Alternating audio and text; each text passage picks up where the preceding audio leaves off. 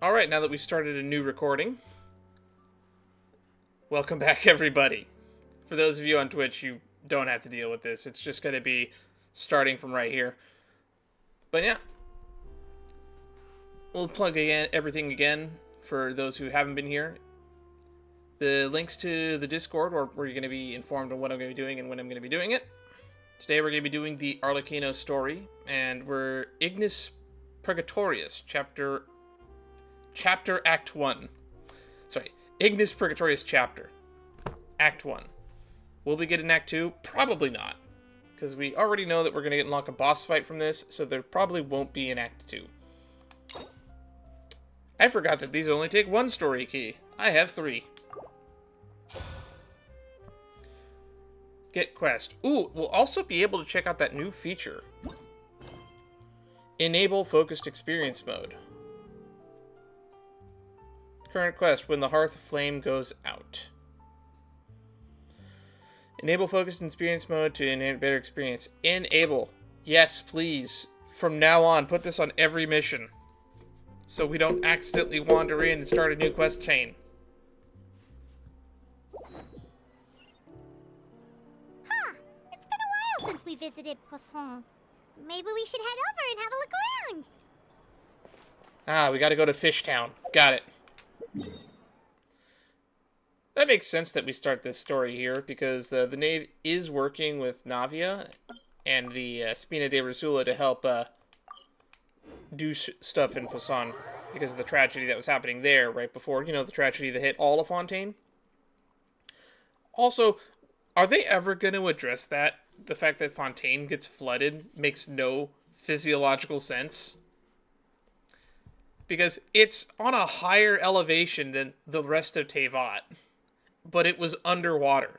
Like, where the Opera Epiclese is I think at almost the same height as the Jade Chamber. And if it was underwater... Hey, traveler. Paimon.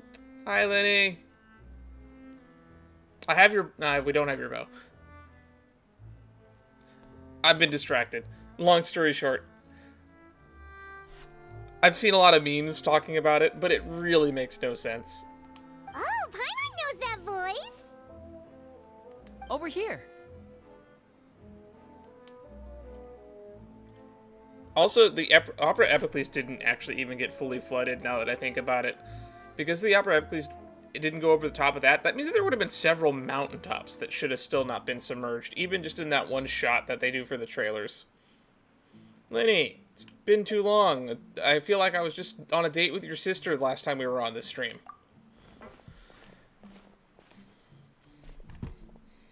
To borrow one of the more popular turns of phrase at the moment, this appears to be quite the fated reunion. Running into you two out of the blue like this has really made my day. I certainly wasn't expecting it. You can say that again. What brings you to Poisson? Wait, Paimon's got it! You must be here for one of your magic shows, right? Actually, we've run into a bit of trouble on the home front, so Father arranged for us to stay in Poisson for the time being. Oh, are Lynette and Fremine here too? I hope so. Yep, along with most of the other members of the House of the Hearth. You may have noticed Poisson seems a bit more crowded than usual. No, it doesn't. I don't like comparing Genshin Impact to Star Rail a lot for its open worldness, but I do like how much more populated the world feels when you're just walking around places. Just like having a lot of NPCs that just fade in and out of walking through would make this definitely feel more crowded. So you're saying nearly the entire organization has moved to Poisson? Sounds like you've run into way more than just a bit of trouble. What's really going on? Would it have been so bad to just have a few Spina members and Fatui members standing around talking in the background of this shot? It wouldn't have been that hard to include. We're in a semi-cutscene setting. Well... Since the two of you are so curious, perhaps I can fill in the gaps. When did you get here? You scared Paimon half to death! She appeared so suddenly, I didn't even have time to react and be startled. She was just there. Didn't even hear her walk up. We're standing on metal plating. She fucking teleported to that spot. Father, you're here. See, if I could hear Lenny's footsteps from this close, how did we not hear her coming? She's in heels. You know, on second thought, maybe we don't need to know. It's all probably super confidential House of the Hearth stuff, right? We totally weren't trying to pry or anything. I never noticed there's that big fish right behind us. No need to be nervous. I could sense your genuine concern from your conversation just now. Of course, I can also understand your confusion. Sending so many Fatui here to Poisson, it's only natural that some might suspect an ulterior motive to be involved. We are a little curious. We still have reservations about your organization. I don't. Ether does. I understand. I'm well aware you've had your fair share of confrontations with the Fatui in the past, and I can't exactly guarantee that we'll remain on good terms in the future. I love how honest she is about that. As for right now, however, I would say we have little reason to be at odds, wouldn't you agree?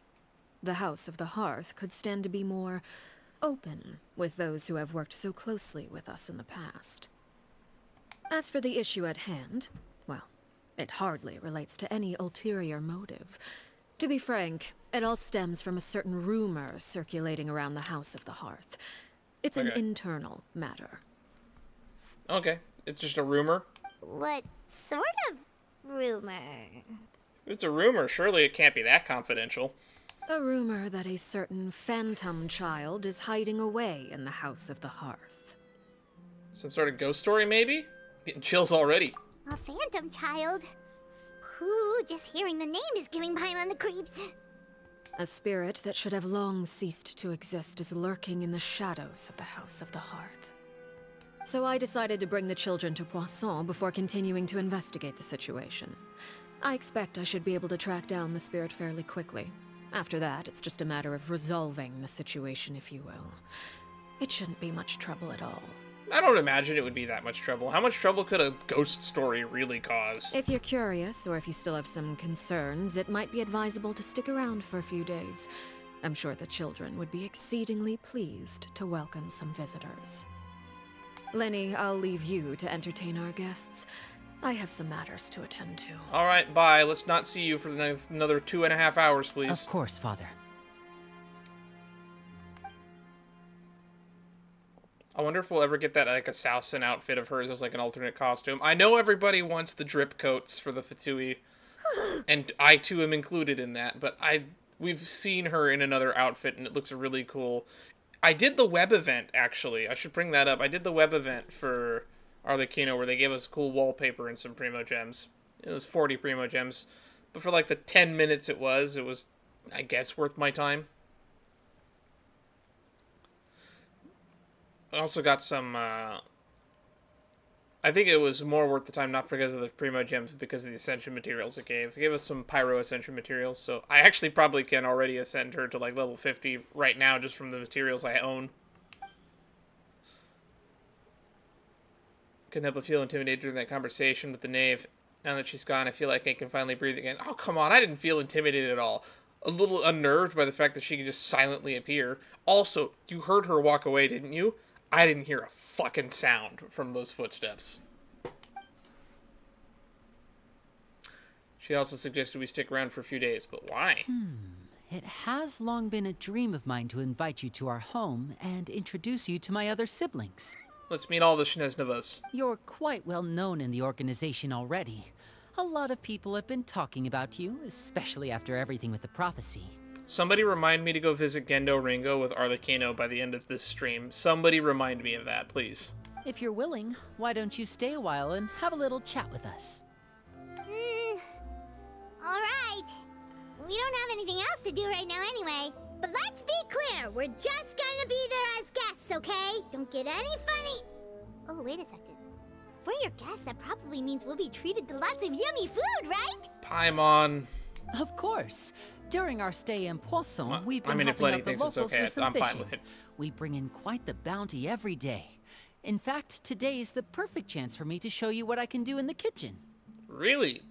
Wait, why am I surprised that Lenny can cook? Most characters in Genshin can cook. Except Raiden Shogun. Don't let her cook. Let's go. I'll take you to where we're staying. She'll cook up a civil war with her inability to cook. When the Hearth-Flame goes out. The child who doesn't exist. Be a house guest.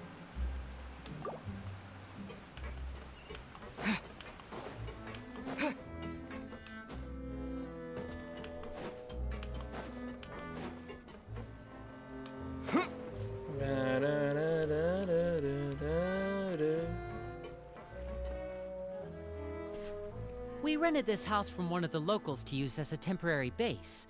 I'll come back later and tidy up a bit. After that, it should be all ready for you to stay in tonight. Awesome, thanks!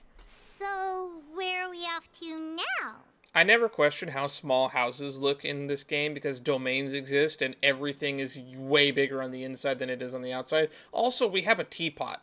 Well, when I happened to run into you two earlier, I was actually in the middle of distributing some supplies.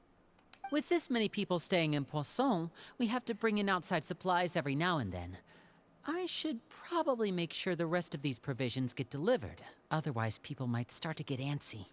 Are the provisions the giant fish behind you? Okay, we'll come with.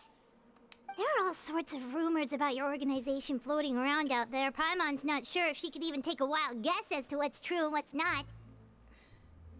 I'm just going to assume most stuff isn't true. But now that we finally have the chance to see a day in the life of the house, we can take a good look at how you operate. Well, you're more than welcome to come along. Just follow me.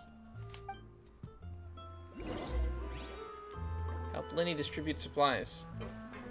Look at all this fish. Poisson is French for fish, in case you didn't know.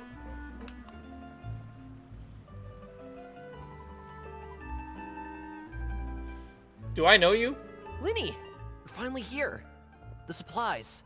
I'm assuming you've... Brought them with me? Yep, here you go. Hello? Something caught your eye? It's the Traveler and Paimon! No way! Come here, everyone! Hurry! The Traveler and Paimon are here! Oh, God. This is the first time we've ever looked like a celebrity. One at a time, please. Don't crowd around them all at once. We don't want to scare off our guests now, do we? Oh, it's alright! Gotta say, Paimon didn't realize we were this famous. How many times have we saved the world? I mean, we saved Mondstadt from Dvalin going apeshit. We defeated a god and protected Liyue.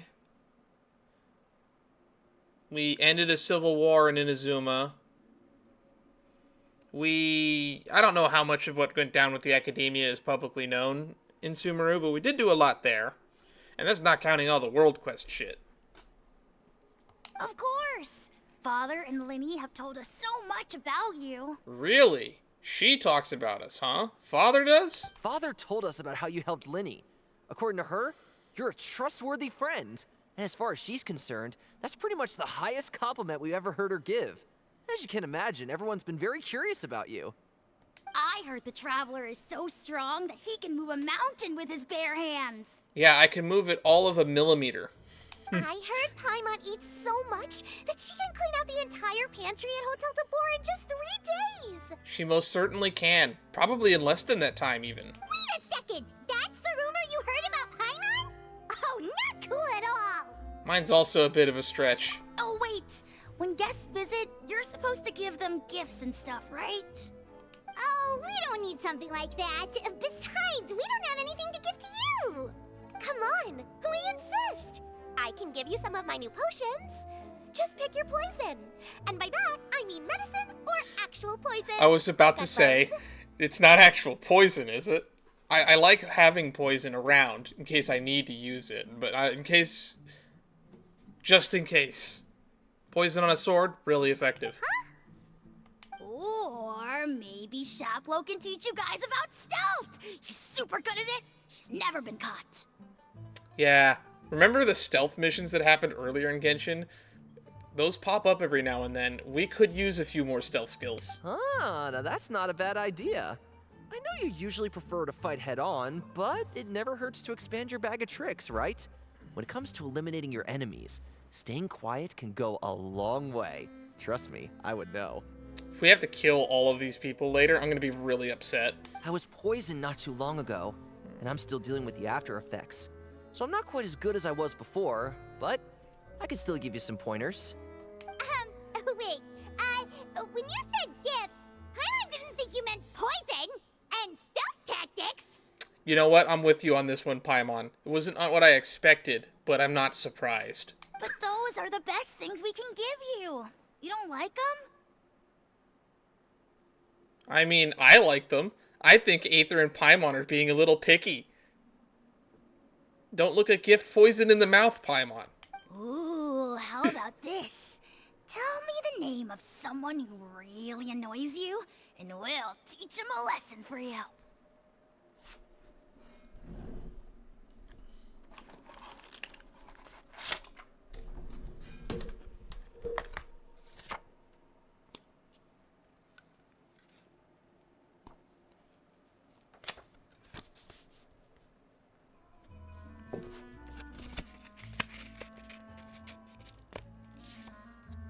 Take this. You know, you never saw me, we never spoke. The dangerous suggestions keep coming one after another. Fold, Selwar. I think that's enough suggestions for now. When it comes to being a good host, it's the thought that counts. Finally, someone with sense. You don't need a physical gift to make our guests happy. In fact, pestering them with suggestion after suggestion might make them more annoyed than anything. I would say your enthusiasm has certainly gotten across. Really? Absolutely, we definitely feel the love. Awesome! It's been so long since we've had guests to play with. If there's anything you need, just let us know. Yeah, especially if it's poison or something. I've got all sorts of potions for that.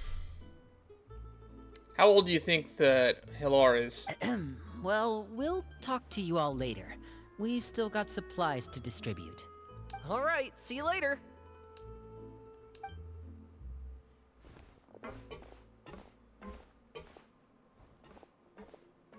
Bye!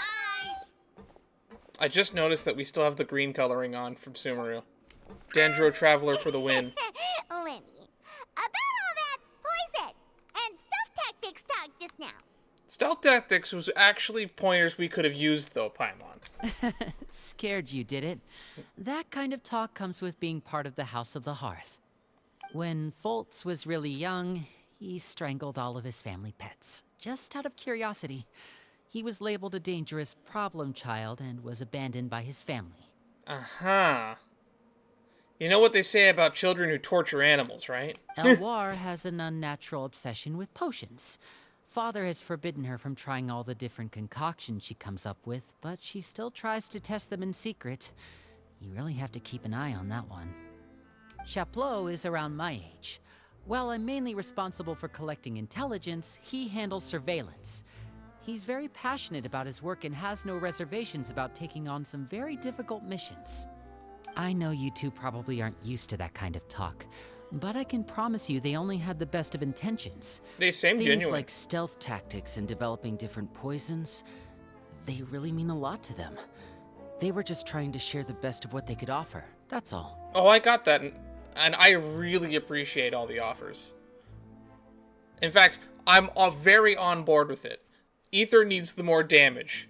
Ether needs so much more damage. Imagine if we get poison added into Ether's kit. DOT burn. Natlan's coming up. Okay, this was the right way. Filial, supplies are here. Thanks. And who are these two? Have we seen NPCs wearing that Outsiders? outfit before? Allow me to introduce you. This is the Traveler and Paimon. Oh, you're the famous duo I've been hearing so much about. It's nice to meet you. I heard you've traveled to all sorts of places. Is that true? True, yeah, very true. Of course, we're making our way all across to that. If you count the Chasm and Enkonomiya, we've been to like 6 regions. Oh, good for you. You must be pretty familiar with Fontaine by now then. have you seen the new opera that started running recently? I think it's called The 4,000 Thieves? Ooh, is it like a tale from Arabian Nights? Oh, this is the first we've heard of it. It seems like it's going to be fantastic. From what I've been able to tell from the posters, anyway. Why did the music cut out? You should definitely check it out if you have the time. Oh, and there's The Blind Maiden, too. That one is supposed to have audience interaction. Ooh, that's Seems always very interesting. Talking about popular culture, the atmosphere becomes more and After more this related. mission is over, I think I'll go get a manicure. Oh, maybe I should dye my hair. Wonder how much it'll cost. I actually have no frame of reference for how much dyeing your hair costs. I imagine between like $40 and $400. Is it just Paimon, or do these two seem much easier to get along with than the others? Looks like the House of the Hearth has some normal members after all. I was just assuming that they were older. I heard that. Oh! Oops. I'm guessing you're referring to Foltz and the others? Yeah, we're definitely not all like them. I bet those crazies are practically foaming at the mouth right now. I'm sure they just can't wait to get back to Snezhnaya to carry out the plan. That's enough, Filial. The plan. Don't talk about family members behind their back, right? Whatever. Let's go. Okay, I don't like her. Guess this is goodbye then. If you ever have some time, we should go see the opera together. You can't expect everyone to get along, but you don't have to be mean about it or talk behind their back. Well, that's it for the supplies. We should probably head back as well.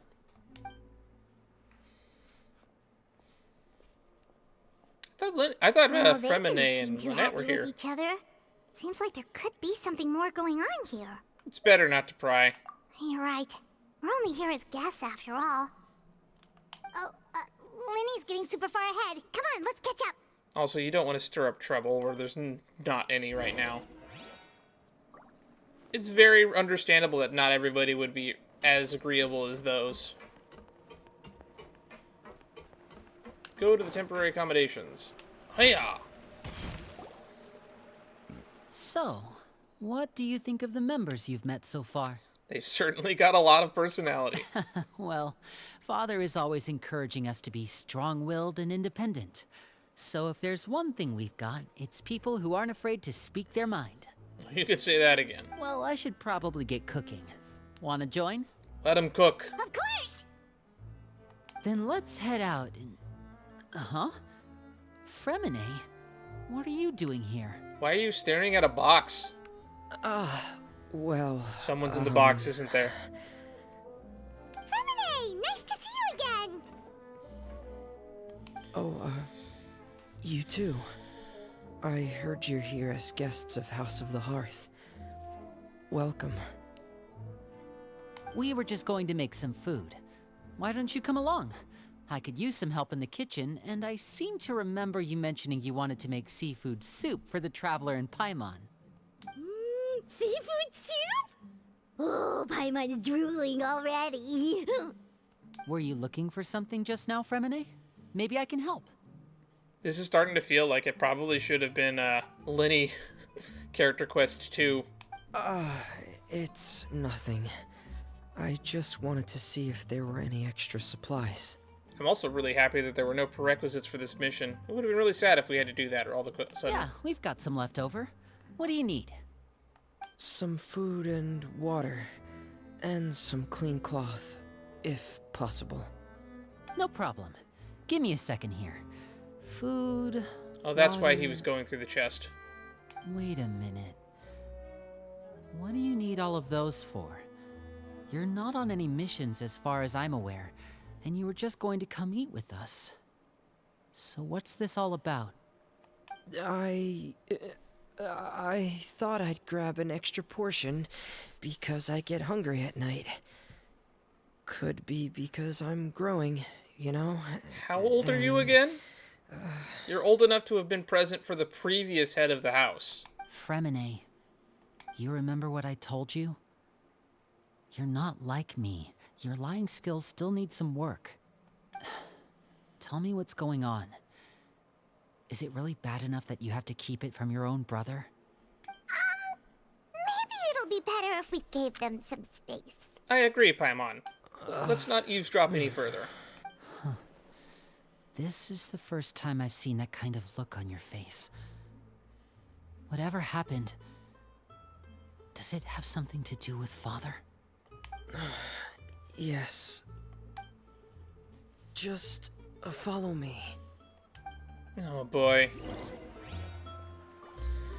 See what Fremina is hiding. I wonder when those that statue for Navi is going to be finished. Oh, we're going to this section. Oh. Clairvy. Oh, you gotta be shitting me. You're back! Oh, and you've brought some friends with you this time. Hello, my I name's recognize Lynn. the voice from the I trailer grew and the up in House name. of the Hearth. And you are? Hi, Lenny. I'm also a child of the House of the Hearth, just like you. Oh, she's even got the Lumi Dispel necklace too, which I didn't comment on it all that much. But it's the same flower that the previous house director was commenting on You in can call me Clairvy. the Song of Burning Ember. Clairvy? It's nice to meet you.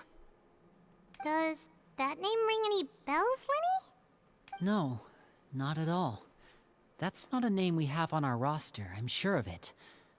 What I'm not sure of, though, is how she managed to sneak in. We're in Poisson. You don't own the place. She must be the phantom child Father's been searching for. From the looks of it, I'm guessing you were the one that found her, Fremine. You, haven't told Father, have you? No, I haven't told anyone. I've just been keeping her hidden. I keep forgetting that leyline problems cause ghosts in this game, so I shouldn't be all that surprised that we're seeing a dead person here. For how long? I wonder how long it's going to take for them to reveal that. In-game, though. About half a month now. Excuse me? You've been keeping this a secret for half a month? How much time has passed in-game since this was going on during the Thixie event then, probably. So ever since we got to Poisson, then? Oh, they've only... Do you have any idea what you're doing? I know what 2 I'm weeks. doing. Really? Because from where I'm standing, it looks like you're hiding the very person Father has been trying to find. If Father finds out about this, everyone involved is going to be punished. You know the rules of the house, Fremine. I know you do. Father doesn't tolerate any form of betrayal. So why are you doing this? I've thought it through. And I just can't hand her over like that. Linny. Why? What's going to don't happen to her if remember you hand last her year? over? Sheplo nearly died after getting poisoned during that one mission. He wasn't able to get back before the poison started taking effect, and not a single person was there to help him.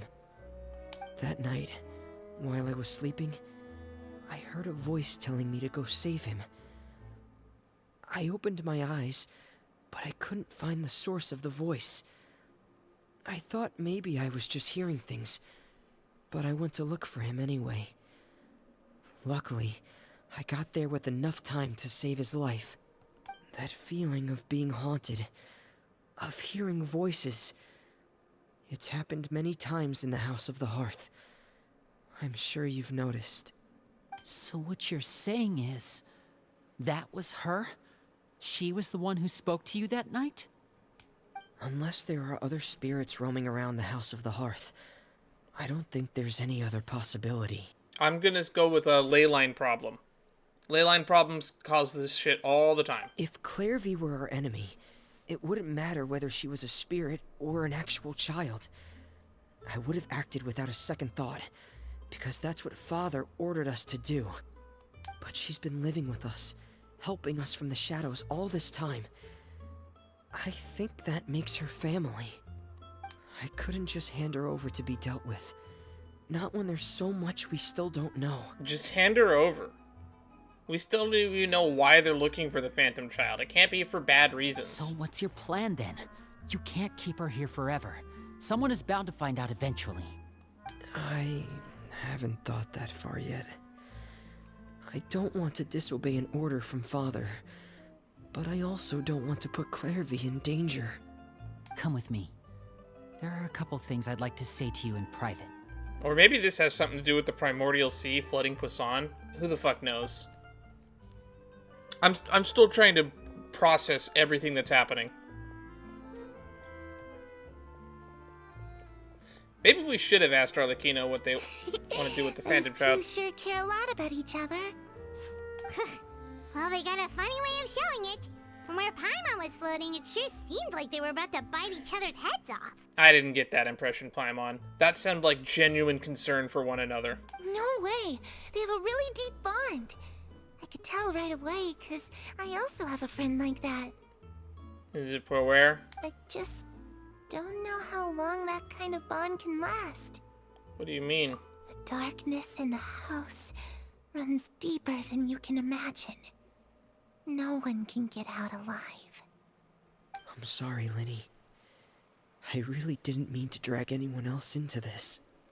Oh, really? You didn't mean to? 'Cause I, for one, wish you did. Huh? What do you mean? You know, when we were younger, you didn't call me Linny. You called me brother, just like Lynette. We grew up together, the three of us. We were all orphans, all rescued by Father. Of all the siblings in the House of the Hearth, I think our bond was the closest. Later on, when you started calling me Linny, I wasn't actually surprised. After all, Lynette and I are related by blood. We've had to depend on each other to survive long before we joined the house. Lenny, The darkest and most difficult moments of my life happened before you and I had ever met. I'm sure that's true for you as well. Even so, Fremine, we've stood by each other for all these years now, and to me, that means more than blood. Is this the first confirmation we're getting that they're not blood related? You and Lynette are the most important people in my life. No one can replace you. So I won't let you face anything alone. Not if I can help it. Oh, looks like things are getting kinda heated between Linny and Fremine. Maybe we should go check on them. Oh, it's raining. I should put my clothes away. Is that cake? It's pancakes. Square pancakes. Hey, you two! Hope we aren't interrupting anything. Like a fight, or... Oh, wait a minute, Fremine. You're not crying, are you? Is everything alright? Fight, fight, fight. Everything's Kiss, fine. kiss, kiss. Thanks for asking. Well, we're all friends here, right? We've been through so much together, so if there's anything we can do to help, just say the word. So if anyone is really curious, that's from an old Rooster Teeth bit. It's just a small family dispute. It's Gonna not miss that something our place. guests should trouble themselves with. In fact, it might be better if your stay ended here. Sometimes having guests around can come in handy. What are you getting at, Traveler? When guests are around, families are often on their best behavior. And any disputes are less likely to escalate. That's what you're trying to say, isn't it? Exactly. I just... Thank you. I was really hoping to keep you out of it. But even if I could think of some other reason to turn you away, I'm not sure I could convince you. I know things could turn dangerous, so I promise you this. From now on, I'll protect you like my life depends on it. Me too. Why are our lives in danger? Well, I mean, back we're to the matter involved, at I hand, guess. then. If we don't plan on handing Clairvy over to Father, then our only other option is to solve the mystery of her identity before Father is able to track her down. How do you know that she isn't already watching from the shadows? That means finding out where she came from and what she's doing here. Then we can send her on her merry way and pretend like none of this ever happened. I've tried that already. And? And nothing. I tried taking her somewhere really far away, but after some time, she just reappeared. 'Cause she's a ghost. She even came with us all the way to Poisson. It seems like wherever the house is, she follows. I don't know much about spirits. Do you two have any ideas? Lots. Thank God. When were you gonna ask? Let's see here.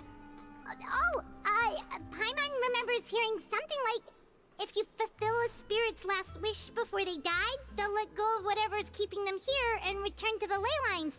Thank you, Paimon. Finally. Oh, it's just that Paimon doesn't really remember where she heard that, so it's not guaranteed to work or anything. You heard it from, I think, Yaimiko or A. Well, sounds like it's worth a shot. Guess that means we should go ask her about her wish. Or possibly even Zhao. First, Or Hu Tao. Fremine, I need you to promise me something. What is it? I need you to promise me that this will stay between the two of us. We're the masterminds behind this whole thing. No one else gets involved. Can you do that for me? Cue Lynette walking in. Of course. I promise. All right. Then let's seal the promise just like when we were kids. Fist bump. Fist bump on 3. Ready? 1, 2, 3. I swear. Damn, I was right. On cue.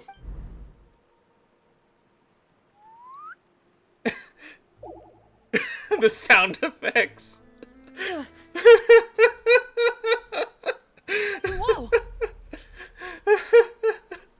Yeah! Lynette! Oh, I exactly expected it. But what a surprise! What brings you here, dear sister? Just looking at Clary in the background. And, when exactly did you get here? The fucking sound effects.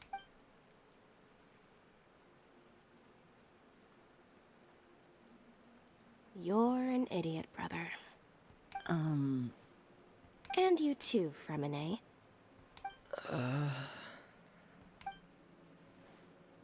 You We were- 3, Traveler. And you 4, Paimon. Don't do that, you scared me. Wait, what did we do? We were just walking by. I've seen Clairvy around the House of the Hearth before. I hadn't seen her in Poisson, so I figured she must not have come with us. But it turns out, you were just hiding her. Wait, you've known this whole time? I heard you talking about your plan. Rather than steering clear of the situation, I'd rather fully join in. Man, you've been here the whole time, haven't you? If you don't agree, I'll have no choice but to report everything back to Father. Simple as that. You're not giving us much wiggle room here, Lynette. I'm with Lynette. Well, I guess we're all in this together then. After we talk to Clairvy, we'll figure out our next move. Also, she's a spirit. Why are you worried about handing her over to Father? She'll just reappear. This is going to be another one of those quest lines that's going to be like 3 hours that could have been resolved in like 10 minutes. There's no time to lose. Let's go. I've been very vocal about this, but there's a lot... My main problem with the storytelling in Genshin Impact is a lot of it is pointless filler. Like, the entire plot line of the Fortress of Meripede could have been skipped. It only happens because Arlecchino wanted a meeting with Wriothesley.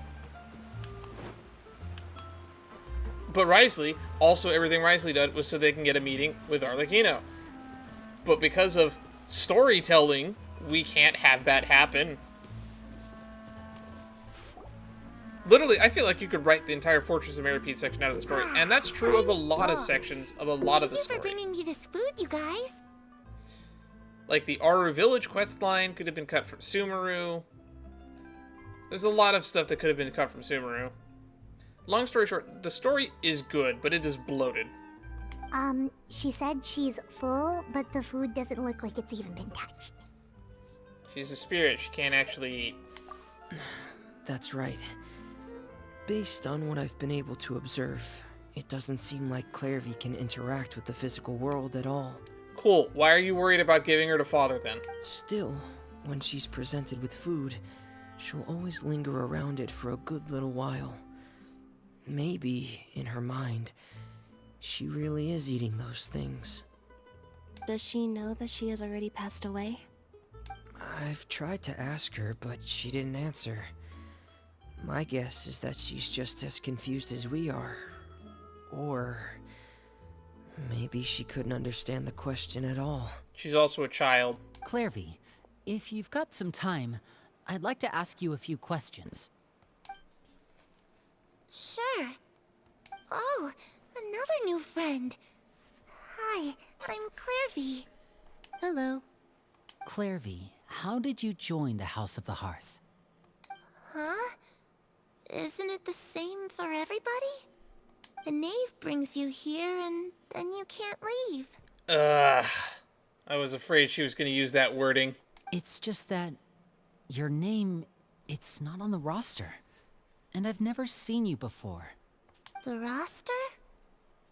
Oh, I get it now. I think there might be some things you don't know about this place. The people in charge, they're not as nice as they look. They say they keep a roster, but it's not complete. There are a lot of people who aren't on it, and never will be. In this house, some people are family, and other people are just test subjects. Those kinds of people aren't ever going to get a place on the roster, unless it's the roster of people who've been executed. Wait, does that mean the Knave... They're using the Knave.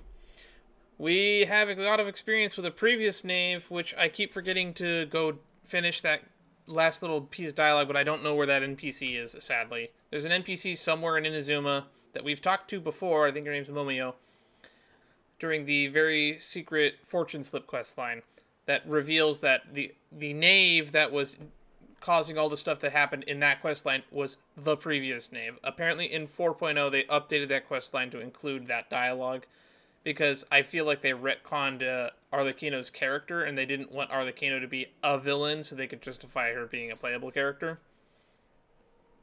But it's going to create some weird confusion like this. Is there anyone that can vouch for you? Perry. She's my best friend. Perry. She's the only one I trust in this place. Have either of you heard of that name before? No. Me neither. Clairvy, Perry. Neither of those names are on the roster. But it seems like she's telling the truth. Either that, or this kid's already got a bag of tricks bigger than mine. We already acknowledged that she's a spirit, right? Does the roster include anyone who's currently dead? Maybe we should try a different approach. Clairvy, do you have a wish? A wish? It can be anything you want. Just imagine.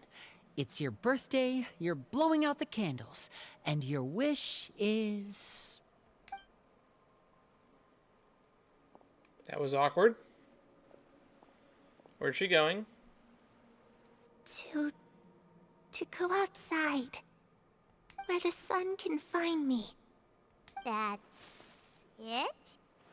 Well, that sounds easy enough. The darkness in the house runs deeper than you can imagine. No one can get out alive. Ah, she's speaking in metaphors. Got it.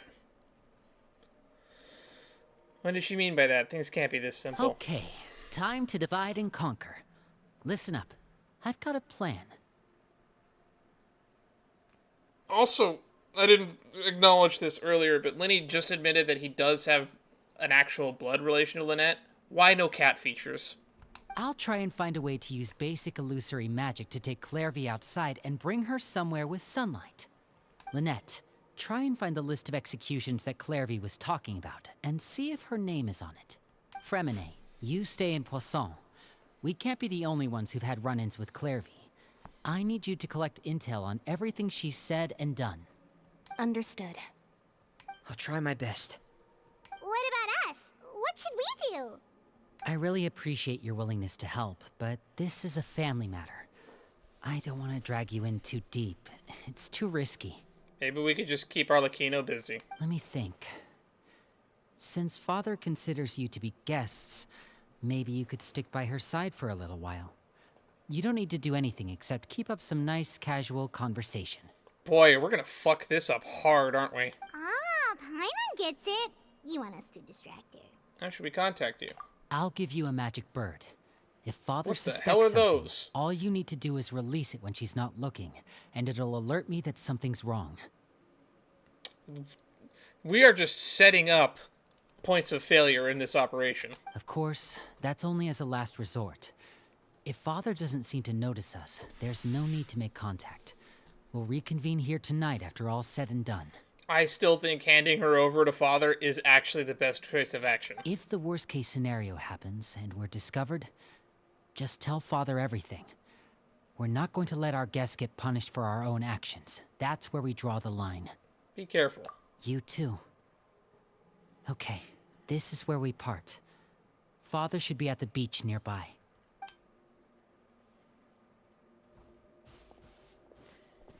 I really hope this goes well. No, it has to go well. That's the only way this can get resolved. No, it could get resolved by you just handing her over to Father. Father knows best. Is that how the saying goes? The child who doesn't exist. See Breeze Rendezvous. Clairvy, I'd like to take you somewhere. Is that okay with you? Sure. Where are we going? Beach nearby, you say?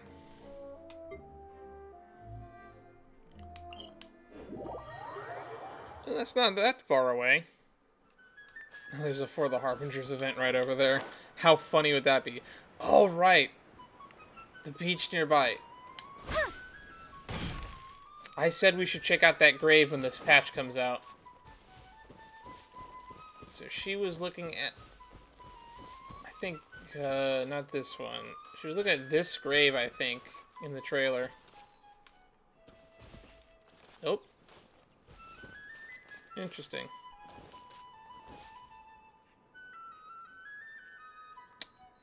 Poor Melus and Silver. Oh! Child's here! What's up, Tartaggles? Tortellini? It's the Knave and child.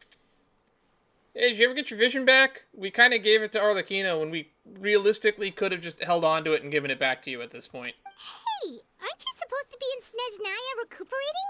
What are you still doing in Fontaine? Oh, it's you two. I didn't expect to run into you here. Man, it's the man with the most death flags. I was unconscious for quite a while after the fight in the Primordial Sea. After I woke up, I realized I was being taken back to Snezhnaya, and well, I couldn't have that now, could I? Not when I've still got unfinished business here in Fontaine. So, I mustered up all my strength and made the journey back on my own. Oh, so you didn't get just yeeted all the way to Fontaine by your master. You got yeeted probably to the House of the Hearth then. What sort of unfinished business are we talking here? It has to do with Skirk. Oh, he's got his my vision on his... master. I really wanted to meet up with her, but by the time I got back, she had already left. I still have so many questions for her. Without any other leads, all I could do was ask the Knave to help me track her down. She must have left behind some traces from her time in Fontaine. Oh, okay, so have you found any clues? We spoke to her. Anything you can ask us, we might know. Unfortunately, no. While the House of the Hearth is adept at collecting all manner of intelligence, certain existences can still manage to escape our purview. Basically, unless Master feels there's a need to meet with me, she's not going to be found. But that problem has an easy fix. I just need to become stronger, and then... You know, I just now realized how short Arlecchino is, and it's just now hitting me. Paimon thinks you should focus on getting better first. And she's wearing heels, too.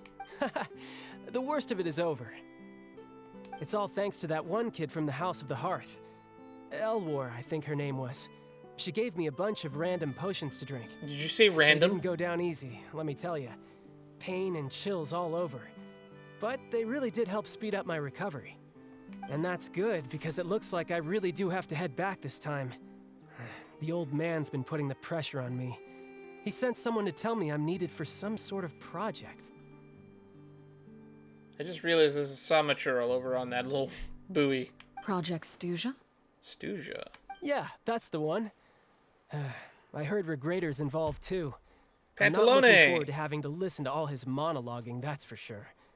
Hey, maybe you could think of a way for me to stay in Fontaine for a little longer. Helping Linny and the others brush up on their fighting skills would be far more interesting. If you and I could spar, that would be even better. I've been waiting for a chance to see you go all out. Are you even in a condition where you should be doing that? And what a sweet little daydream that is. But I also have a role to play in all this. I'll be leaving Fontaine shortly as well. Besides, considering how little they see fit to step outside the homeland, being called on to return to Snezhnaya by such illustrious dignitaries, what a great honor. Wouldn't you agree? That's a nice throwback to the Winter Nights Lotso trailer right there. If you've seen... Oh, who am I kidding? If you're watching this, you've definitely seen that. One I could do without, I'd say. It's starting to feel like a third... Or does it kind of seem like they're... just casually trash-talking their colleagues behind their backs? So, dear guests of the House of the Hearth, to what do I owe the visit? Well, we just... I wanted to learn more about you. Right! We're super close to Linny and the others, but we still don't know much about you! Like, we don't know your name. We know Ajax over there. Is that so? Introductions have already been made, have they not? Oh, well, you see? There's only so much you can learn about someone from a short introduction. At least tell us something a little extra, like... Why do you call yourself father? Huh, good question. I'd also like to know. Thank you for the follow-up. The assist from Child. The fact that you have to ask tells me our intelligence work has been quite successful. Telling you the answer to that question would only serve to undermine that success. And we can't have that. My Now, phone thought it was asking for a command right there.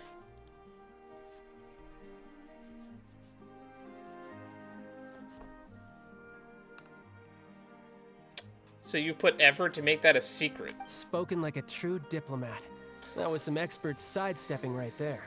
Well, if there's nothing else, I think I'll take my leave.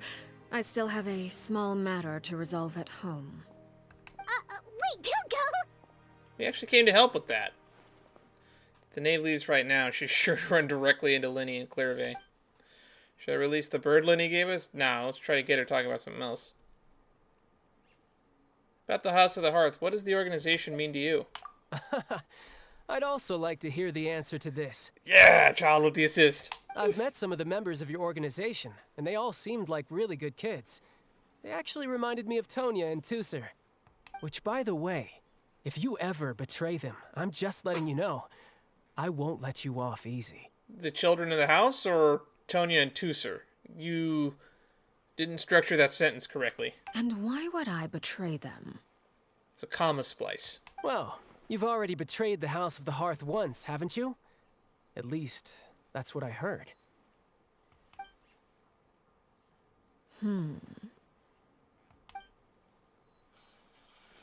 Okay, I admit. That's just what the old man told me. The rooster, I mean. Puccinella. Ah, Puccinella. That's the fifth rank, the one directly below her, apparently. The Knave betrayed the House of the Hearth, so does that mean what Clairvay said is true? Does the Knave really treat the children like test subjects? Wait, did you really do something bad to those kids? Never mind what I've done. I'm more curious as to what the mighty rooster had to say. Care to enlighten me? Ah, well, nothing much. Just some stuff about you taking out many other members of the House of the Hearth, and even going so far to attack your own family. I see. Oh, based on your reaction, I'm guessing it's all a bunch of lies. Hardly. I don't appreciate his particular turns of phrase. but I suppose he didn't say anything untrue. Can you please phrase that differently? I know the truth because it's in the fucking Song of Embers trailer. But could you be a little bit less forthcoming about this? Although it would be more A little bit accurate more, to I mean. say that there is a certain level of prejudice involved, but I don't intend to clear that up just yet. Why? Prejudice has a funny way of concealing the real truth behind certain things. Then clear it An up. attribute that I find to be quite advantageous. Advantageous to do what? Piss people off?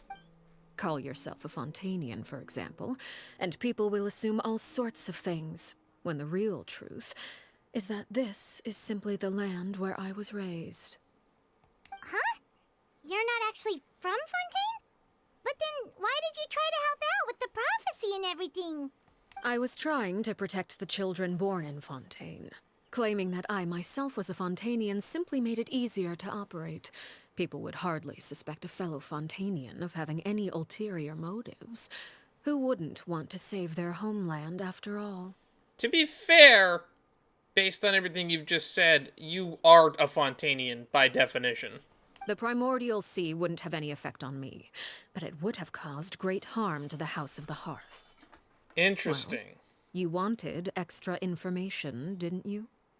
There you go. I hope that satisfied your curiosity. So we do get confirmation that she wasn't Fontanian by blood. She was just raised here. Interesting. So that also answers a question that we did have during the Archon quest. So she wouldn't have dissolved in the Primordial Sea, which means no easy boss fight where we could just splash some water on certain Fatui members and they go away. So much for learning anything else about her betrayal.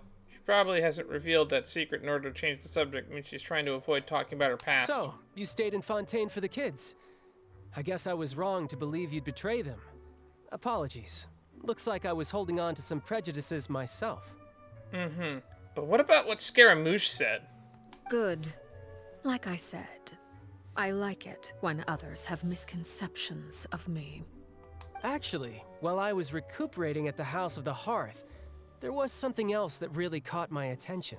Oh no, he saw the ghost girl too, didn't he? I heard that members always resolve disputes and arguments with a friendly spar, and the loser has to back down.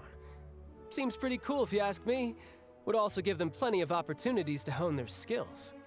Well, that's only a recent development. In the past, such spars weren't nearly so friendly. The losing party would lose everything, including their life. They were that high stakes? Whew, at least that's not a thing anymore. Well, the current atmosphere's not half bad. I'm a bit jealous, actually. You've got so many family members around you, and you even get to live with them. Having a lot of family around means dealing with a considerable amount of bickering and scheming. Once Tonya and Tusser enter their rebellious phase, I'm sure you'll understand. Just imagine. Tusser becomes obsessed with plucking out strands from the rooster's mustache, or Tonya decides to dye her hair 42 different colors. Wait. I feel like we know exactly which two characters she's referring to. Mr. I wonder how much it costs to dye my hair. And Miss... Miss... I like to talk about others behind their back. Okay. I get the picture. As the conversation shifts the topic of Tonya and Tusser, a child begins to share a story. It's the type of conversation that would usually leave you falling asleep, but you find yourself grateful child she's buying you more time. Well, would you look at the time? I should probably get going. Traveler, Paimon, I'm not sure where our paths will cross next, but the next time we run into each other, we should definitely try and find some time to spar. So what was the last time we saw Child before this? It was in Azuma, right? During one of the events I didn't get to play in. I guess we'll see you in Natlan, probably? Again, maybe No, wait, this he's is the going back to conversation we can Snezhnaya. have when you look less like you're gonna kill over. All right. Well, thanks for everything, Arlecchino. No thanks necessary. You also played a part in obtaining the Gnosis. I would say we can call ourselves even. I like the sound of that. Well, I'm off. See you all some other time. I wonder if they'll update his voice line about Arlecchino. Oh, I should check Wanderer's We voice should lines. probably get going too. Do you want to head back with us? I'll check after. Someone needs to remind me to check after this story quest is over. Oh? You want me to leave so soon? Oh, well, you see, I'm rather enjoying the evening breeze. If you don't mind, I think I'll stick around for a bit. I have some things to think about. Apologies for not attending to you like a proper host. Please forgive this slight. I do hope you'll have a pleasant stay. I didn't really mention this, but the way that her hair layers with the black and white kind of resembles swan feathers. I think it's kind of neat. we managed to keep her distracted until nightfall. Good thing Child was there to keep the conversation going. You don't think she suspected anything, do you? Oh, she 100% does. Oh, I wonder if Linny ran into any issues. Let's hurry back and see how everything went. Oh? You decided to stay a little longer? Let's take in the ocean view together, then. Okay, hang on a second. Alright, no.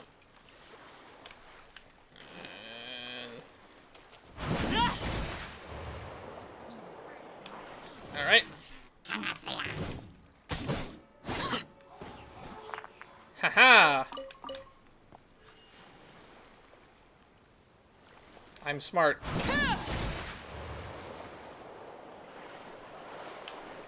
That moves so fast. Actually, let's just keep doing this. Oh, it doesn't go off of edges. You can go over water, but not off edges. So you can't fly with it, which is kind of a bummer. Wonder if that's a bug or intentional. I love the wind sound effect as she moves. Linny, how did everything go?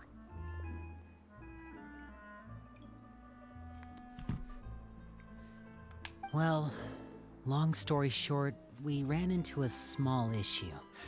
Clairvy can't go into the sunlight. Ah, what do you mean? Everything was fine at first.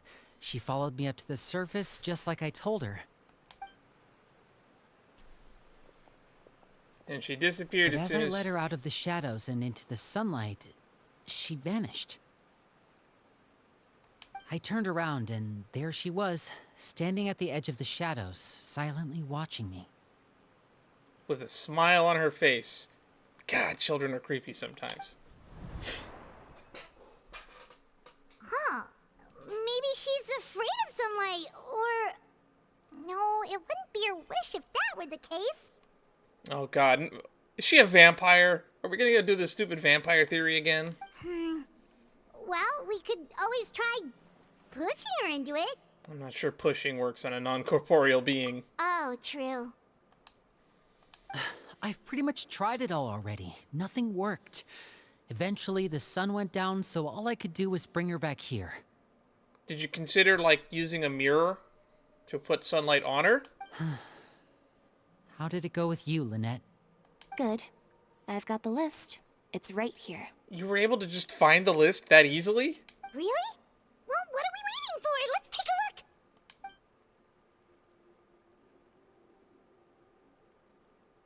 Oh, that's a lot of pages.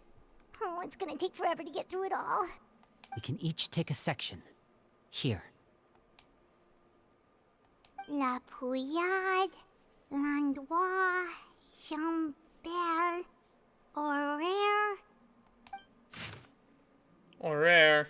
Oh, we get to flip through. Execution list. L'Endroit. La Pouillade. Jambal.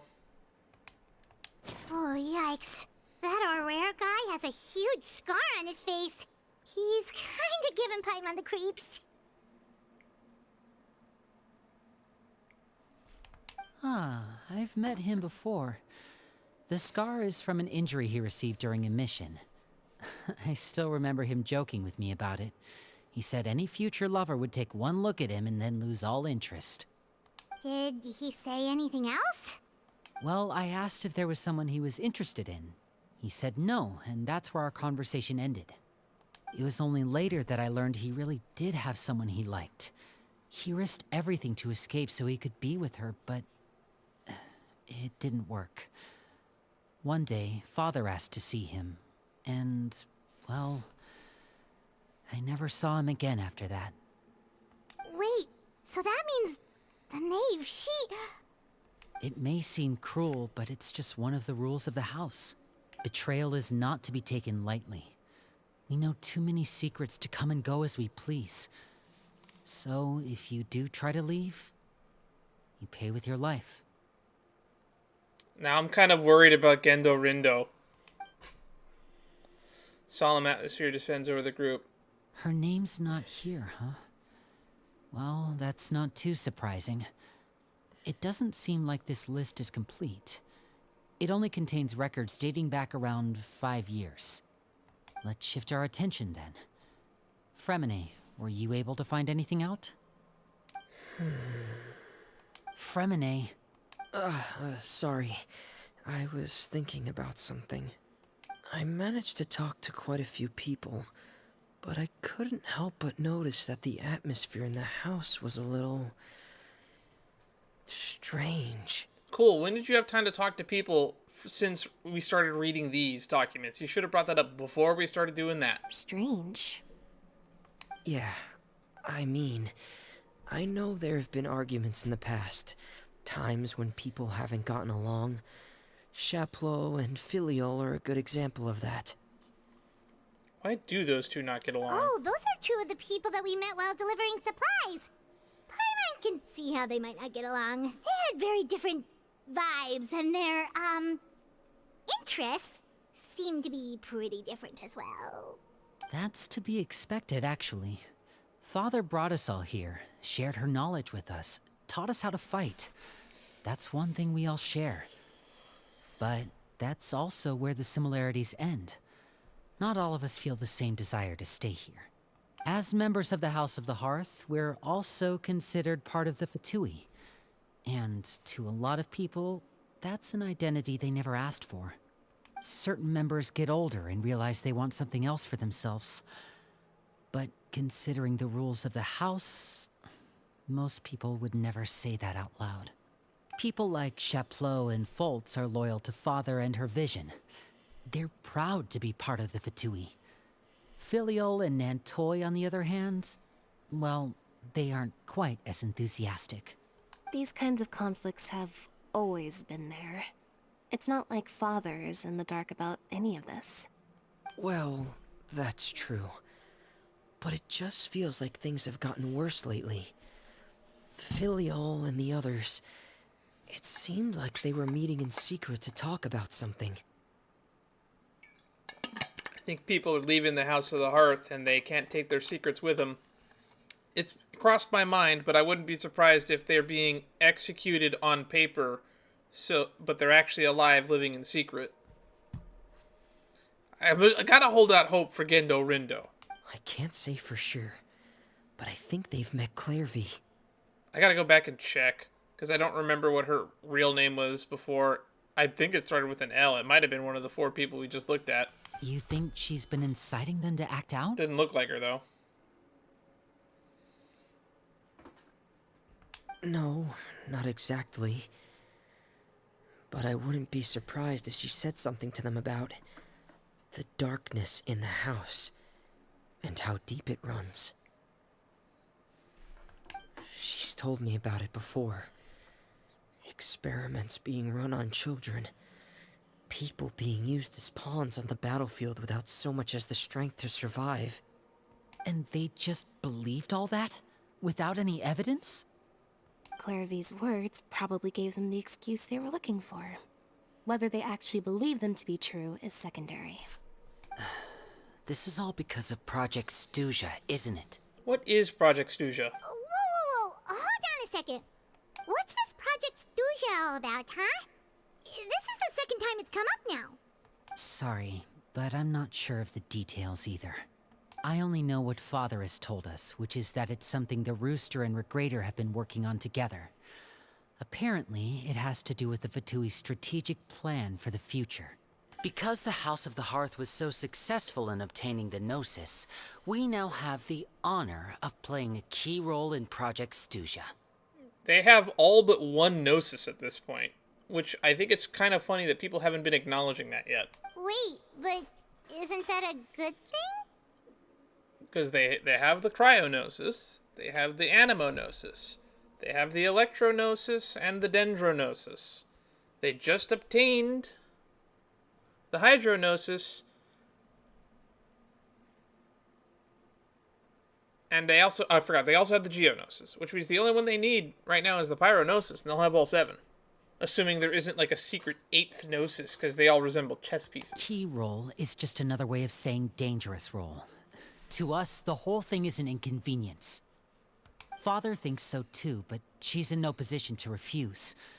Their plan isn't exactly unreasonable, and they've been funneling the house a lot of funding. It's just that we'll lose a lot of members in the process. Participating in the plan, it's an honor in name only. What they're really trying to do is subdue us. The existence of an intelligence organization outside their control makes them feel uneasy. Looks like the Fidui are plotting something big, but given how little Linny and the others seem to know about it, I probably won't learn that much. Just keep a sharp eye out during my future dealings with the Fidui and see what I can learn. Super complicated top secret Fatui business aside, what does all of this have to do with the conflicts you were talking about earlier? Paimon doesn't get the connection. This is starting to feel like it shouldn't have been a character mission and should have just been like an interlude story. External pressure has a way of exacerbating internal strife. You can't overlook the power of fear either. People are afraid of dying, and that fear is often the impetus for a lot of stupid decisions.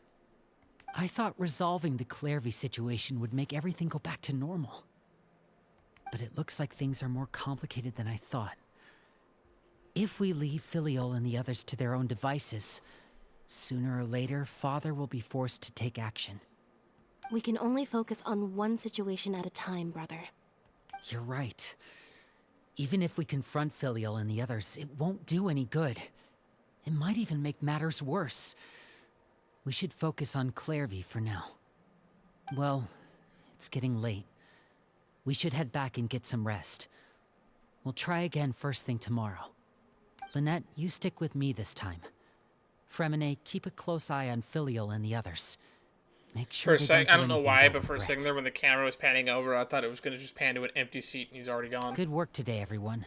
I'm expecting comedy where there's not going to be comedy. I'll see you tomorrow. Can't seem to fall asleep. Oh, I'm always looking forward to an early night, but she can't sleep at all. I don't blame you. Hey, you don't think the Knave will be too angry with Linny and everyone if she finds out about all this, do you? It's a ghost. I'm sure they're gonna get punished, but how bad could the punishment be at this point? It's scary when she smiles. If she were to actually get angry...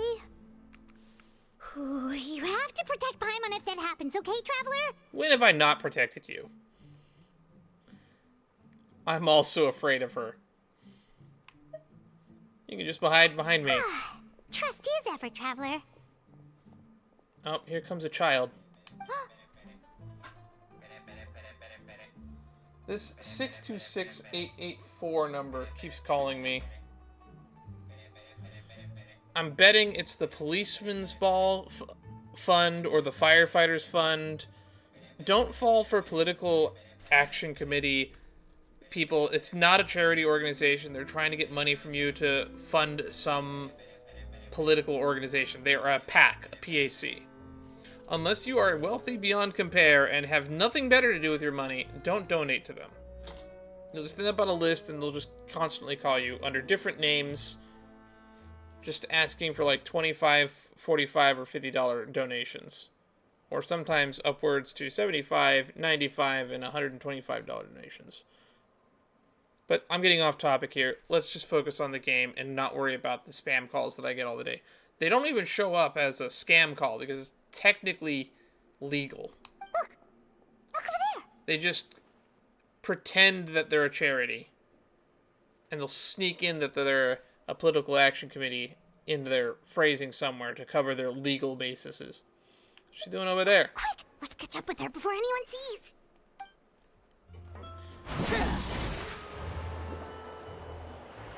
This clips onto everything. Alright. Slightly faster than running, I think. Or it's as fast as running. She just faded into existence. Oh, there she goes. I don't know how I'm meant to follow her. She just keeps appearing and disappearing.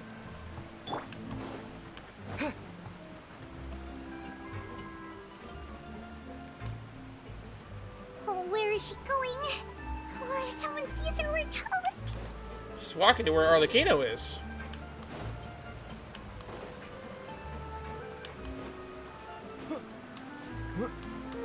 I wish you didn't use stamina on ladders. It's a minor feature, but I want it. Oh, look! She stopped!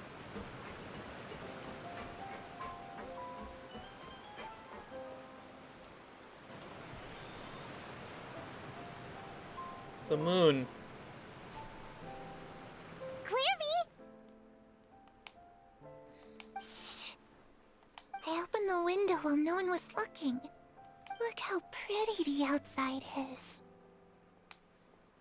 Window. If only I could have more than this. You probably think I'm being silly, huh? All this hopeless resisting. It's better to dream of what I could have than try to make it a reality, right? Please, help us get on Don't the let same your dreams page, be dreams, Clairvy. kid. We need you to tell us what you know. Can you do that? Sure. Although, after you hear all this, I think you might regret that decision. Everyone in this family is nothing more than a tool. Something to be used and exploited. We're all expendable. Including me. As long as you're useful, you get to stick around. Lose your value. And you're handed over to the doctor, experimented on, and given a fate worse than death. I've seen it happen again and again, and I've had enough. You're saying the Knave did all that? It's just, that doesn't seem like something she would do. She's scary and all, but it seems like even she has lines she wouldn't cross. I knew you wouldn't believe me. Everyone thinks she's a good person. They all think of her like a real mother. Mother? But she Finally, doesn't she said deserve the that word. title. She's disgraced it and tarnished it. And if I had things my way, I'd never see her again. If only Perry were here, she'd understand. Perry. There's that name again. Also, Paimon's getting a strange feeling. It almost feels like she's not really here with us. Paimon can't tell if she's actually talking to us or if she's mistaken us for someone else. She's a spirit. It could be anything. It could even be Well, a spirit. in any case, it seems like she really needs someone to talk to. We should keep her company for a little longer. She looks so young. But it seems like she's been through a lot. It's getting windy. I should close the window. Ooh, look at the moon. Isn't it pretty? Hey, wanna hear a secret? I heard that if you look up at the night sky in Snezhnaya, you can see the aurora. It's supposed to be super pretty. Even prettier than the moon tonight. You know, Snezhnaya is within walking distance of here. We could go.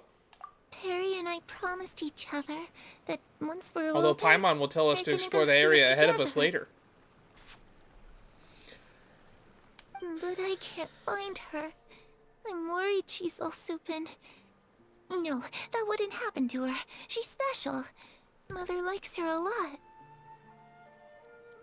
I should really go talk to Mother, but we just fought.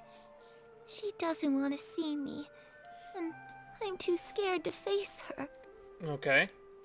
What should I do?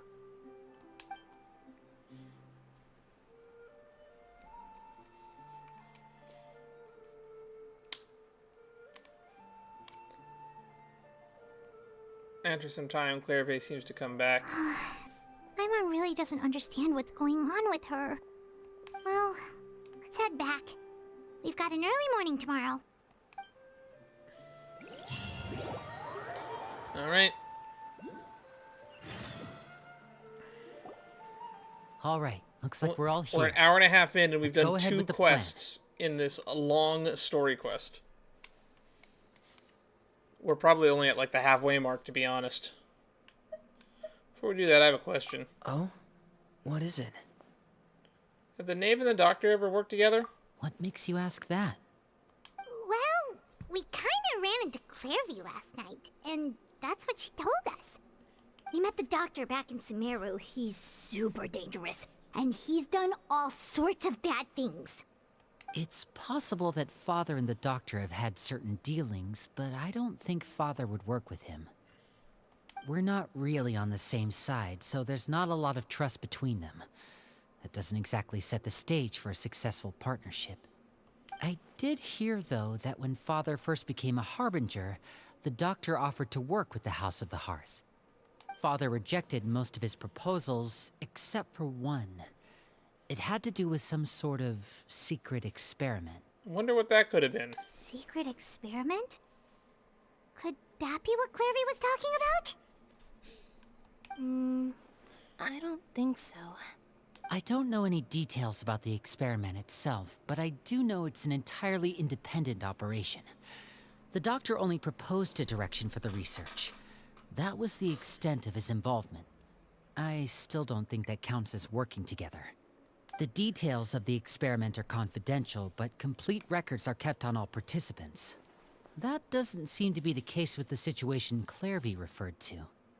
I know you don't agree with some of the Fatui's methods, and I'm not asking you to. But I am asking you to trust us on this. The House of the Hearth has its own principles.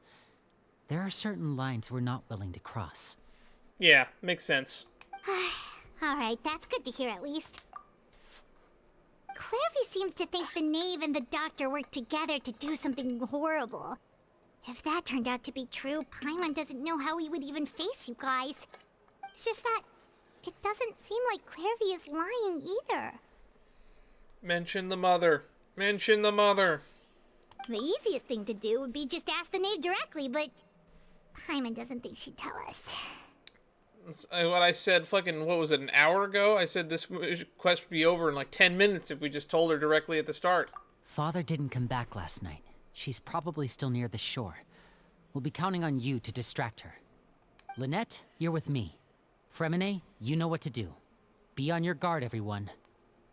Alright, let's get to it. Where are we going today? Let's try somewhere further away this time. Okay. Go outside and talk to the Knave. What's the worst that could happen? Oh, she moved to the other side of the dock now. They really should have put a line that connected Fontaine to Busan.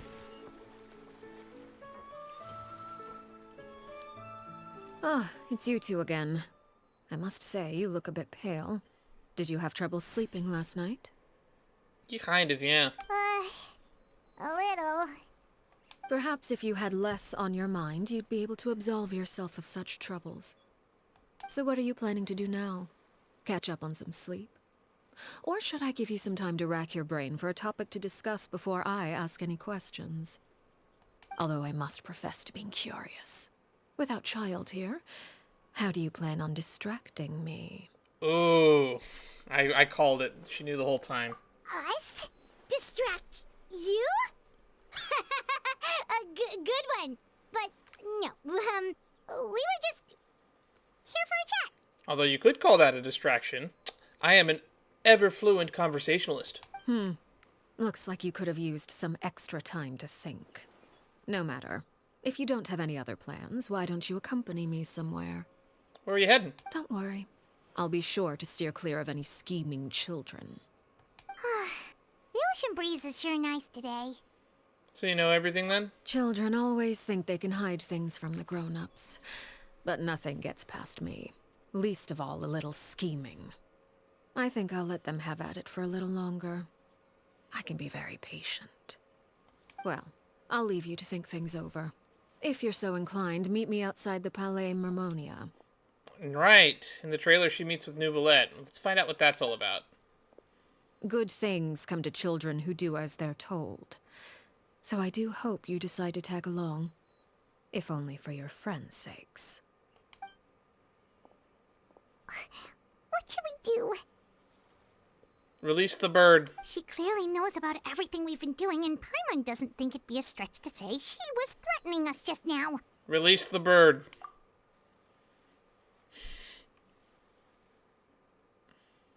Oh, good idea. Hopefully he sees it in time. Well, we should probably head to the Palais Mermonia. Paimon doesn't want to find out what happens if we don't show up. Based on what the Knave was saying just now, it sure didn't seem like it'd be anything good. We really don't have any other options. Guess all we can do is take this one step at a Okay, time. then we probably shouldn't keep her waiting. It seems like Linny and the others are on thin ice, so let's do our best to not get them in any more trouble. She probably knows because she was suspicious of the questions we were asking her yesterday. That's my guess to how she figured it out. If not, she might have literally been eavesdropping on them the whole time. Who the hell knows? She's an intelligence officer. Gathering intelligence is her forte. Keeping secrets from those kind of people is annoying and difficult. Seeing as we still have some time before my meeting, we might as well enjoy some pleasant conversation while we wait. I'm glad to see you get along with my children. Being surrounded by good companions is necessary for a child's development. You're not planning on doing anything to them, are you? I assume you're referring to Linny, Lynette, and Fremine. Although, there's that situation with Filial and Nentoy as well. It appears quite a few people have been acting out lately. No matter. I'm not one to discriminate. All those who betray the house meet the same fate.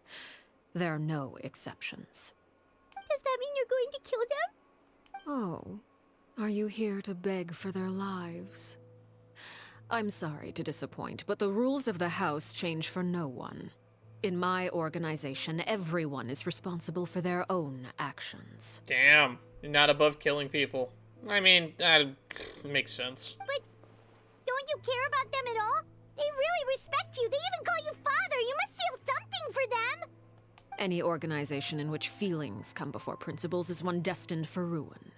The House of the Hearth is hardly an exception. You could say our principles are more stringent than most. Perhaps I can offer you this consolation at least. As our guests, you two will not be held accountable along with them. There's really no other way to solve the issue, huh? I would imagine Linny, Lynette, and Fremine will be able to keep their lives. As for Filial, Nentoy, and the others, I'm afraid there's little I can do. They can try to escape, but once you know our secrets, there's no getting out alive. But that's awful. Ah, you seem concerned. Out of consideration for my guests, I suppose I could turn a blind eye for a little longer. If Linny and the others manage to dispose of Clairvy in the meantime, all evidence of their wrongdoing will be lost. In that case, I could hardly punish them for something I couldn't prove. If their efforts are unsuccessful, on the other hand, all will be held accountable. And the punishment will be severe. I'll hold you to it. I don't like this deal. I don't consider it to be wrongdoing. It's not like they're trying to leave the house. Although the other two, maybe I can talk them out of trying to leave. Of course. Oh, and here, I believe this belongs to you. Do try and keep better track of it next time. Oh my god. She fucking intercepted the bird. It takes a considerable amount of time to train a bird like this. It would be such a pity if you were to lose it. Permanently. Wait, where did you get that? Well, I'm afraid that's all the time we have to chat. Now, for the matter at hand. God, she's efficient. I asked you to meet me here because I have business at the Palais Mermonia. It has nothing to do with you, but I think it would be prudent for you to stick by my side for the time being.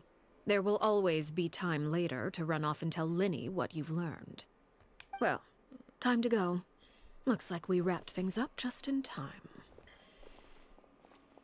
Yikes.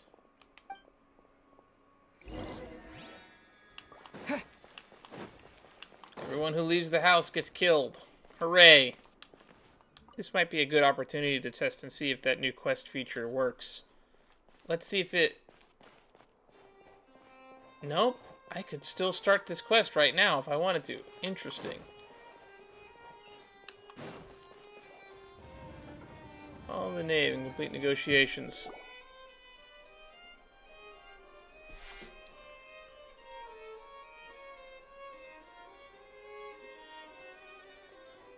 It's been a while, Monsieur Neuvillette. I must say, I wasn't expecting my meeting request to be approved quite so quickly. The Palais Mermonia operates with an efficiency worthy of admiration. It is only right that an esteemed diplomat such as yourself should be afforded the proper level of respect. Although, if I may speak plainly, I must confess that I did not anticipate we would have the occasion to meet again after presenting you with the Gnosis.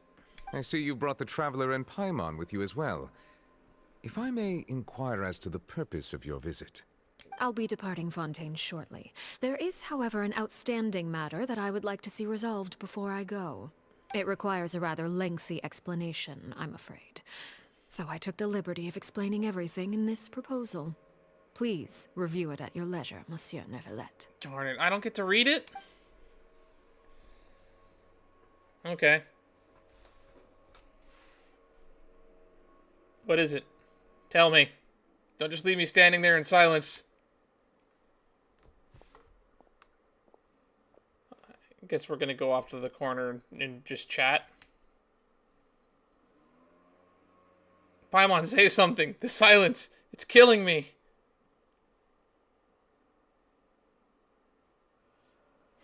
No music even. I understand your request. However, at the risk of causing offense, I must admit that I fail to see why you would wish for such a thing. I heard you have a certain fondness for water tasting, Monsieur Neuvillette, so allow me to use water as an analogy. A family is like a large body of water with countless rivers flowing in and out. Okay. As someone who watches over this system, I would hope that each river that flows from the source will eventually reach the ocean. Okay. Of course, objectively speaking, I know this is impossible. Most of the rivers will dry up along the way, disappearing into the ground and leaving nothing but a barren riverbed behind. That's not entirely true. The water travels beneath the ground surface as well. Rivers dry up for various reasons, usually drought. Normally, if it doesn't go directly to the ocean, it makes it there through the watershed. Long story short, I don't have time to explain the water cycle to you. Not all rivers are destined to reach the ocean, but I would not see their existence rendered meaningless. I believe the water that flows within them is simply meant for a different destination, like a field in need of irrigation. Or perhaps the glass of a certain water-tasting enthusiast. I think if it's not flowing to the ocean, it's called a stream, though. I don't want to get into the semantics of this. Did you get any of that, Traveler? Kind of. Your words paint an optimistic picture indeed. Allow me to remind you, however, few among us are willing to sip from a glass filled with tainted water. It may have been tainted at one point in time, but not to worry. I'll make sure it's drained of all impurities and returned to its cleanest form. God, this is all coded. Why are we even here? I seem to recall there being a transactional aspect to your proposal. Perhaps you could expound on that? If you accept my proposal, Monsieur Neuvillette, I will gradually withdraw my forces from Fontaine. And, unless absolutely necessary, I will no longer carry out any special missions within Fontaine. I presume I can take your words to mean that, in the future, cases similar to the Tartuffe assassination will cease to cross my desk? Tartuffe was the person who got killed in the teaser, Sleep in Peace, for those who don't remember. I recognize the name because it was in the newspaper in that trailer. It got brought up twice. Tartuffe. Ah, that thief who embezzled funds from all those charities, you mean? My deepest condolences to his family, but without any evidence, I cannot imagine how the House of the Hearth might have been involved in his passing. You took all his money, though. There is a paper trail that I'm sure someone with enough time and astuteness could have followed. Of course, if you accept my proposal, Monsieur Neuvillette, I'm sure certain measures could be taken to reduce the frequency of such troubles. I'm starting to feel like a third wheel here. You choose your words carefully indeed. In that case, I am inclined to accept your proposal. My thanks for your generosity, Monsieur Neuvillette. So, are we going to ask Arlecchino what this proposal was, or are we going to end up having to ask Neuvillette later? Well, with that settled, we should be going now. I took the liberty of bringing along 2 bottles of spring water from Snezhnaya for you to enjoy. I do hope I get the chance to hear your impressions. Perhaps at our next meeting, yes? Well, I hope we get a voice line about water from Snezhnaya from Neuvillette at some point. I'll let my buddies that are with Neuvillette tell me if they ever add that. Indeed. I trust you would not overlook your commitment in the meantime. All right, Traveler Paimon. Time to go. Also, note to self for future me, get a bottle of water from Notlin for Neuvillette. Perhaps even water from Enkonomiya. Is he here? Can we talk to him? Oh, we can. I believe I've told you before that my emotions easily resonate with those of others. Yet in the few meetings I've had with that Harbinger, I haven't been able to sense any aspect of her emotional state. Her mind is like a still body of water. Who knows what darkness lies in its depths, and the lack of ripples on the surface gives nothing away. It's unclear whether this is her natural state of being, or whether it's an incredible strength of will that gives her the ability to master her emotions. Either scenario, however, suggests she is a very dangerous individual. I do not expect an explanation as to why you two are by her side. Whatever your reasoning, I would only advise you to take caution. You don't have to say that twice. Cool. I was hoping we'd get at least another hint into what they were talking about. Maybe she's making some kind of arrangement for a collaboration between the Hearth and the Palimimonia, or like a sharing of the information network. I don't know. I can only guess so much. They're giving me nothing to work with here. Everything's been masked in metaphor and ghost stories. We're already at the 3-hour mark for the stream, but about 40 minutes of that was us doing. About back there? About 40 minutes of that was us doing pulls, so it's only about 2:00 p.m. and we have about 2 hours left that I have time to stream. Paimon only heard you mention some rivers, a large body of water, and then some kind of irrigation scheme. Paimon, it was all metaphor. You really want to know? I would imagine there might be more pressing concerns at the moment. I mean, I care. I don't care that much. Because even if you're not going to tell me, I'm just going to ask Neuvillette later, and I'm probably going to find out anyway. Lenny, Paimon really hopes everything's going okay.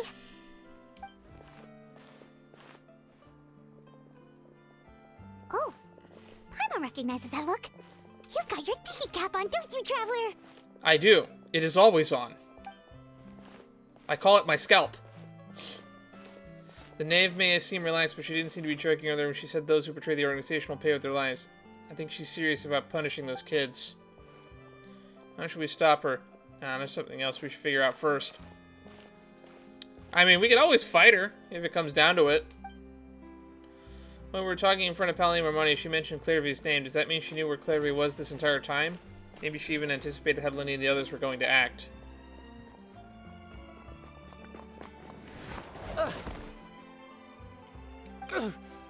Oh, shoot. Are you alright? It's the guy with the scar across his face from the execution's Oh, notes. jeez. I'm so sorry. I was so focused on selling these papers, I wasn't looking where I was going. My bad. I also wasn't paying attention. Well, let me make it up to you at least. Here, take this paper. On the house. He looks kind of familiar for some reason. I'm sorry that you're face blind, Aether, but I'm not. Oh, you don't have to give us anything. Please, I want to. It's not like I'm short on supply. All the extras will be useless come tomorrow anyway. It's my fault, really. I was just trying to bring home some extra mora for the family, but I bit off more than I can chew. I haven't had many takers today, so I'm still swimming in papers. I'm still surprised that that NPC that was running in the background of this cutscene was actually there. What's going on here? Nothing much. I just ran into your friend here on accident. I should probably get going, actually, so... Hold on. Of course, I'm happy to compensate you with mora, it's just... I don't have any on me at the moment. I'll take 3 papers. Here. Your payment. Dog. Oh! Thank you for your patronage. May the Archons bless you with good fortune. If only I had the chance to run into such generous customers every day. I should probably just take on a smaller inventory though, right? I'm getting married soon, so sometimes it's hard to not get ahead of myself. Anyway, I should head out. Goodbye! Alright, that's definitely the character we saw in the store, in the papers. Now that my affairs are settled, we should take the boat back to Poisson. We've even acquired some light reading to enjoy along the way. Actually, why don't we stick around? Come on, Paimon. Don't bother. Paimon just realized how hungry she is. She can't head back to Poisson on an empty stomach. Looks like Paimon's trying to buy us more time. If we head back now, I doubt Linny and the others will have made any progress. What should we do? It appears you two are under the impression that delaying our return will somehow alter the situation in your favor. I'm sorry to ruin your fantasy, but your efforts are meaningless. You want to fight about it? That being said, I could be persuaded to give Linny some extra time. I just have one condition. Oh, God. If you agree to my request, I'll even answer some of your questions. You're quite curious about Claire V, are you not? And my relationship to her? Me interested. Ether dumb. Ether no figure that much out. I don't even think he realizes your connection to her. Wait, why are you being so generous all of a sudden? Oh, God. Are they doing more Ask us to yard do work something out there? bad, They're are supposed to you? be done with that shit by 2. I must be there's an apartment complex right behind me.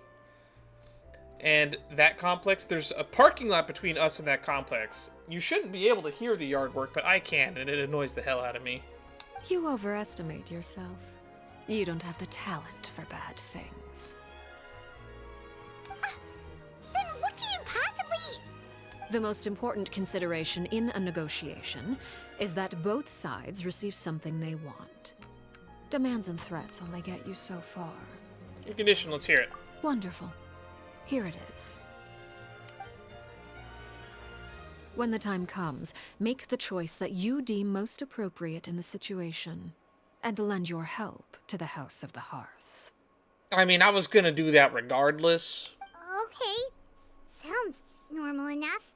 But what do you mean, when the time comes? When is that supposed to be? That is for you to decide. I accept your condition. Then we have a deal. Follow me.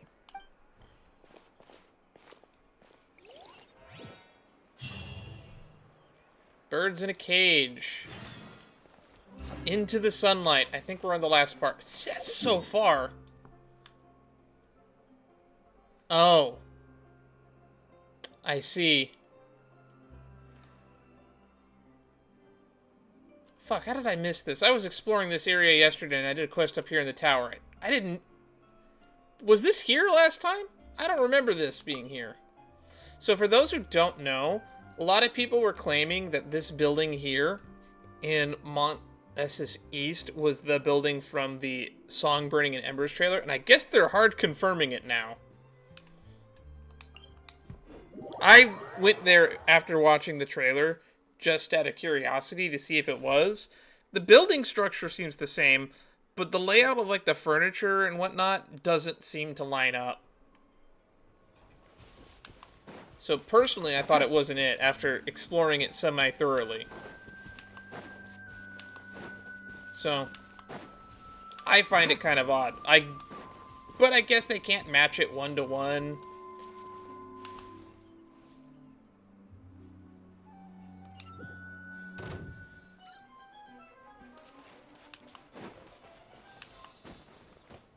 Oh god. I thought we were supposed to be unable to be interrupted here.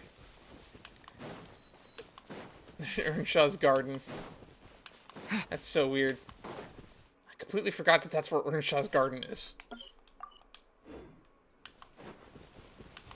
Okay, let's go up through here, and this should be the fastest route. Uh-oh. I guess we're teleporting over here now. Funny, funny stuff. When I edit this VOD for YouTube in a couple days, I'm probably going to have to cut so much of this out now. Travel time is generally the first among the things that gets cut. Also, any incredibly long loading screens. I'm going to pretend I didn't see that, and I'm going to keep moving. I wonder why this road doesn't show up on the map. And there's Fatui agents hanging out here, too. Marcottes.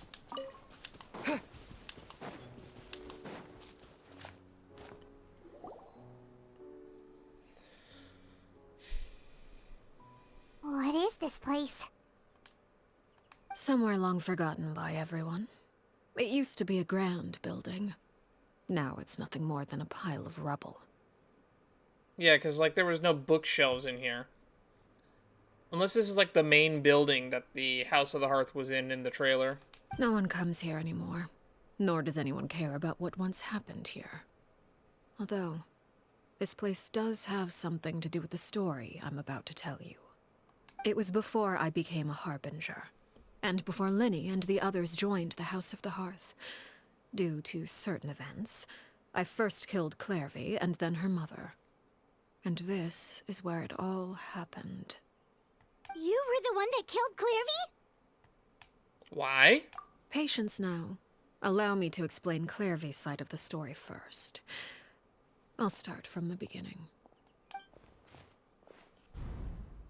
Oh, Clairvy was 6 years old when she was brought by her mother, Crucibina, to live in the House of the Hearth.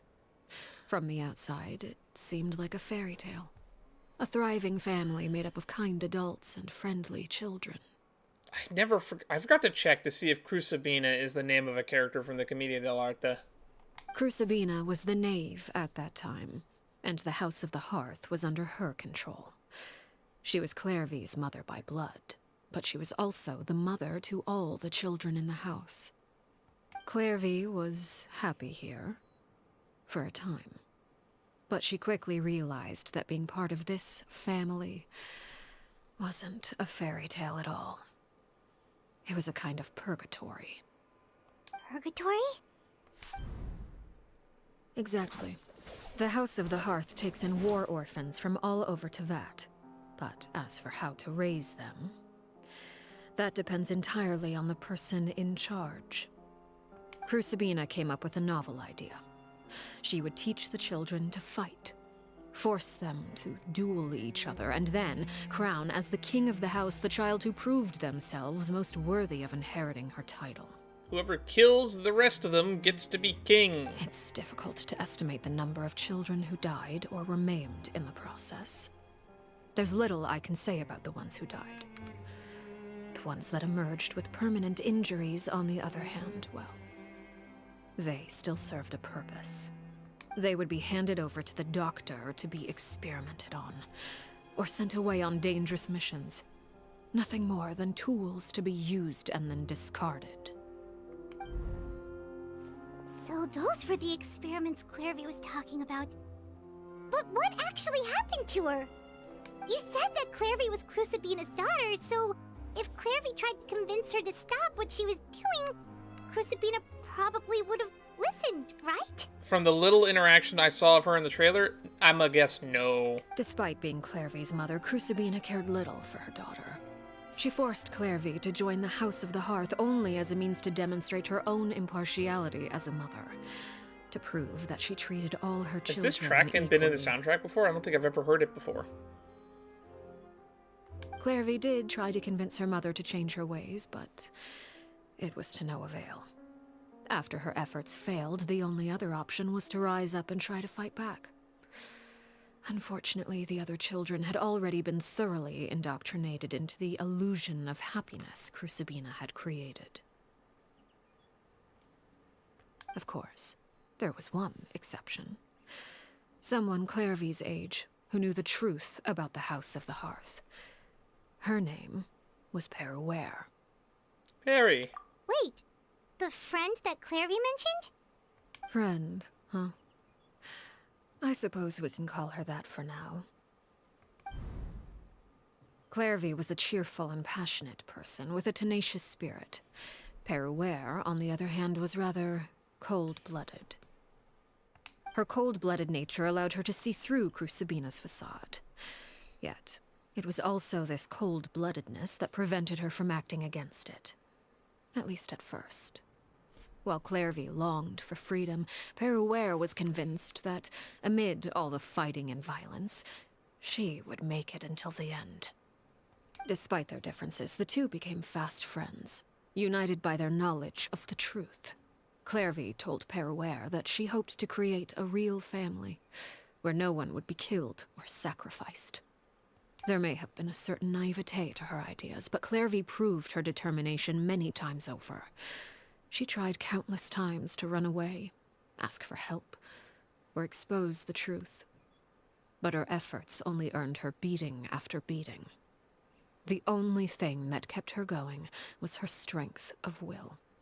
Even with her body racked with pain, she would still stand on her tiptoes and open the window at night. She and Peruere would look out at the moon together, a fierce longing for freedom shining in her eyes. But one day, that light simply vanished. Oh no. What happened? Her hopelessness resulted from a culmination of things. 10 years had passed. 10 years worth of failure after failure. She and Peruere weren't children anymore, but finding any chance to escape still seemed as hopeless as ever. So they were 16 at this point. Okay. So that means at the end of the Embers trailer, they were 16. It was during this time that Peruere suggested a new plan.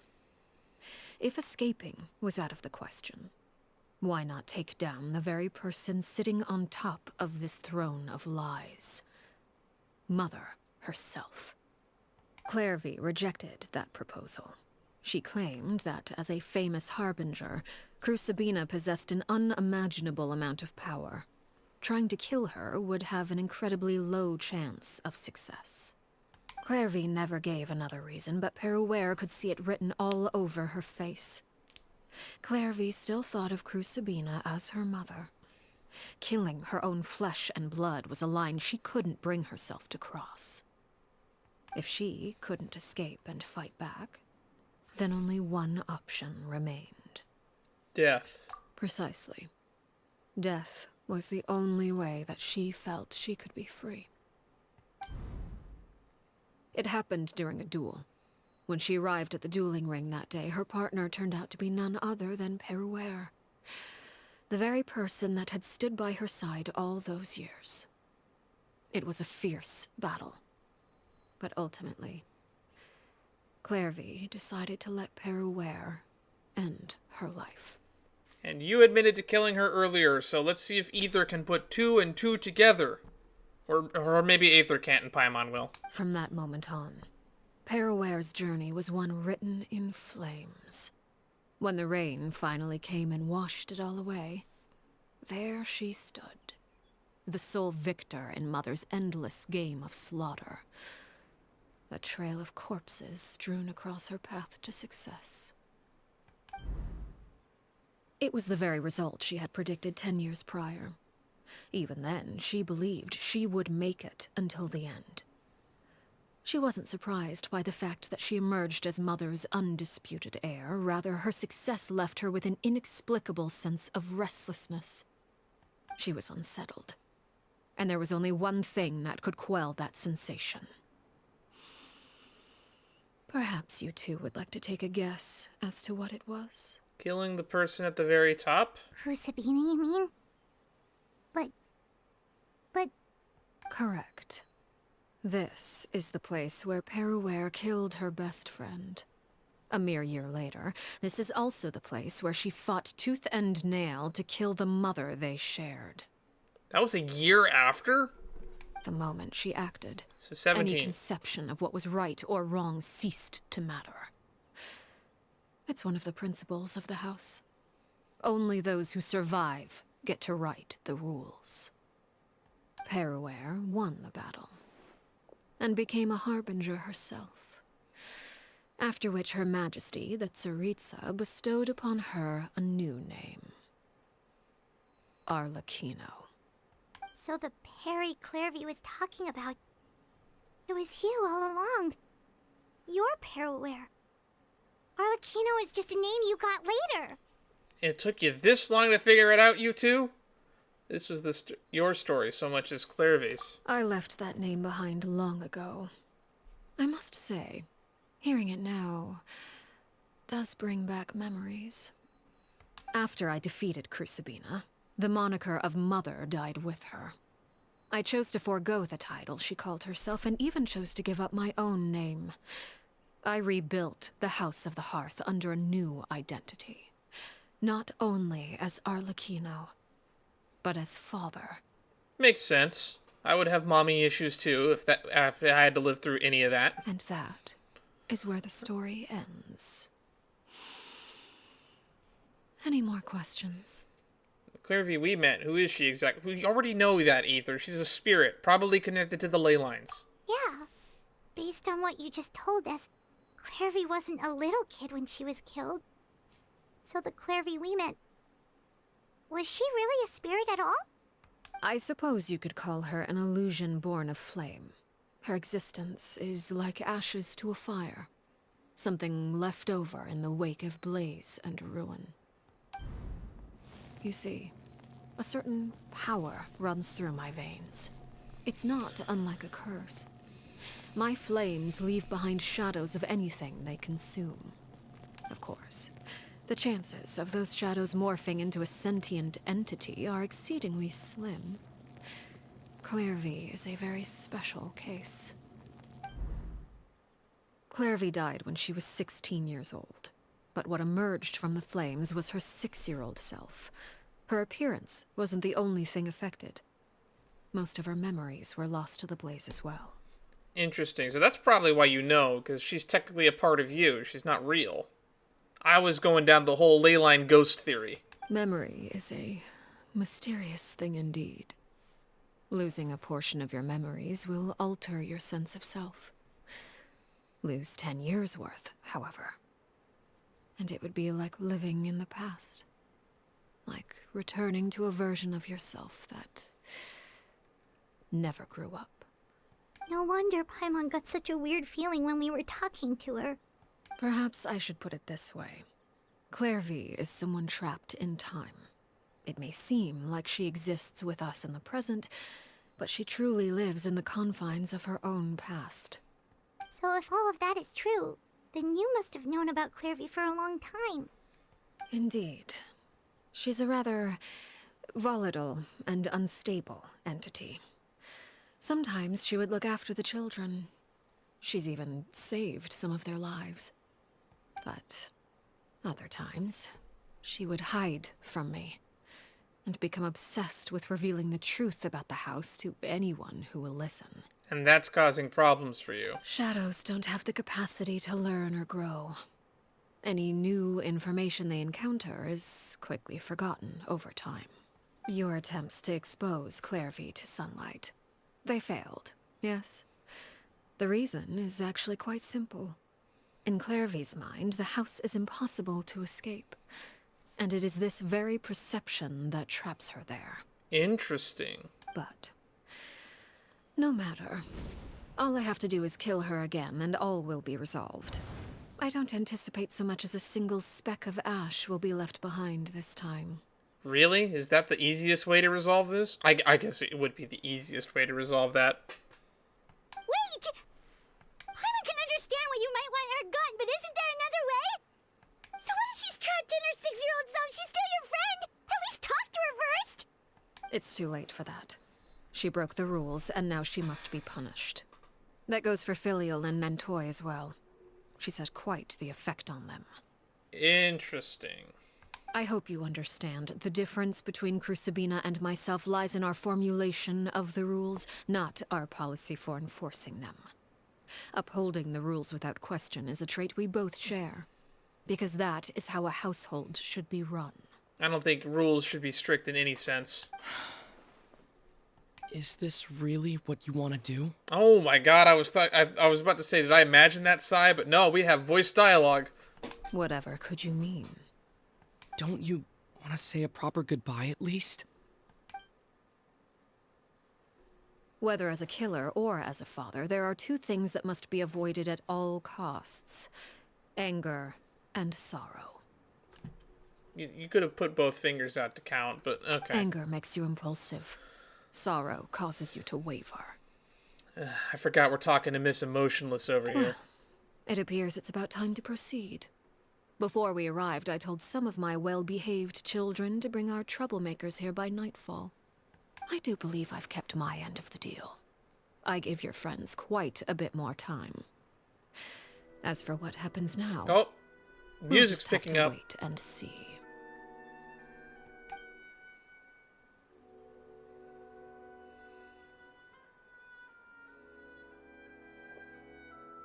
Here they are, Father. And how did she get here? She's in the shadow. Oh, you gonna execute him? Seeing something like that would actually be a first for me. Fultz, why are you so happy about that? Lenny! Clairvy. I'm sorry. I heard about how you helped buy us more time, but I still failed. I couldn't find a way to fulfill her wish. Huh? Are you... Perry? Indeed, it's been a while, Clairvy. Perry! Shh, stay right there. I'm sorry to postpone our reunion, but first I believe certain scores need settling. Ooh, cutscene time. Or not. Father, let me explain. We're just getting into a new render. Out of my way. Father! You chose to conceal a threat to the house, and for that, you must be punished. Overall, however, I suppose your wrongdoing is hardly the most egregious of the bunch, so I'll deal with your punishments later. As for right now, the more pressing concerns are the traitors among us. By traitors? Do you mean us?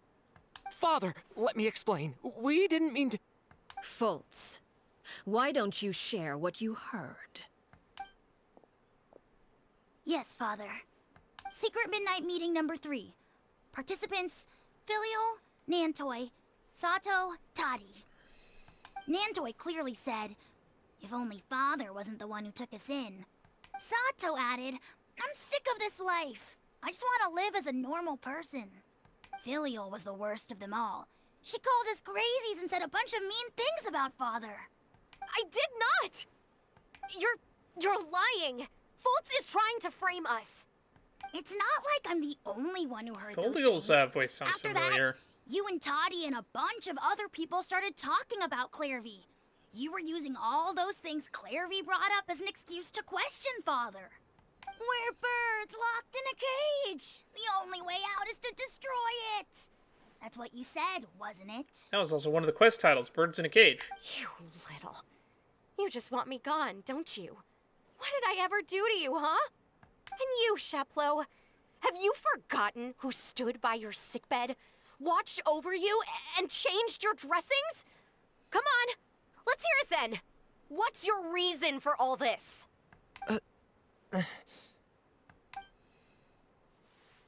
You're wrong, Filial. We don't want you to die. You're our family. Liar. You wouldn't be doing this if that were the case. So why? Why have you backed us into a corner? We all live in the House of the Hearth. You know the type of work we do, Filial. A single betrayal can cost dozens of us our lives. It's not like it's never happened before. That kind of thing is hard to forget. That's why the House of the Hearth cannot tolerate any form of betrayal. Ever since we came to Poisson, you've had 7 secret meetings. A lot of the things you talked about really crossed the line. That's a lot of meetings. You've been They've been in spying on us Poisson for half 2 weeks. A month? Wait a second. Now that I think about it, the move to Poisson was just a way to make it easier to spy on us, wasn't it? Because we were all in one place. You've had this planned all along. Filial, Nantoy, I'm sorry. I owe you both my life. I owe Clairvy too. If it weren't for all your help after I got poisoned, I wouldn't be standing here today.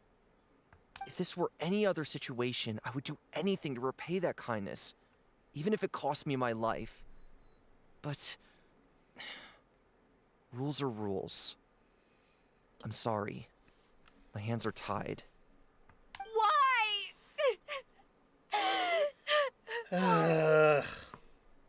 That's enough, Filial. We made a mistake, and we should own up to it. Damn, I'm told being the man we broke here. the rules, plain and simple. I mean, I should Now give we her have to face credit. the She was being as tough as she could for as long as she could. She's just been broken down at this point. They haven't really been singling out Nantu all that much. I'm sorry, Chaplot. Faults. I'm sorry, Father. So what about Sato and the 4th person that were mentioned in this story? We accept our punishment. Chaplot, according to the rules of the House of the Hearth, how should these traitors be punished? For talking back and talking about leaving? All those who betray the house pay with their lives. And so it shall be.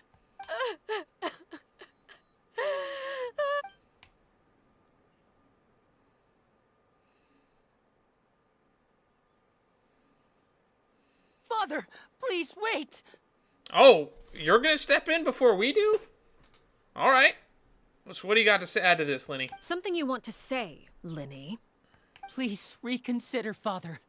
What Filial and the others did, does it really count as betrayal? Ooh, good counterpoint. I like it. Let's see where this goes. We all come from broken families. From the very first day we joined the House of the Hearth, we wanted nothing more than to make it a real home.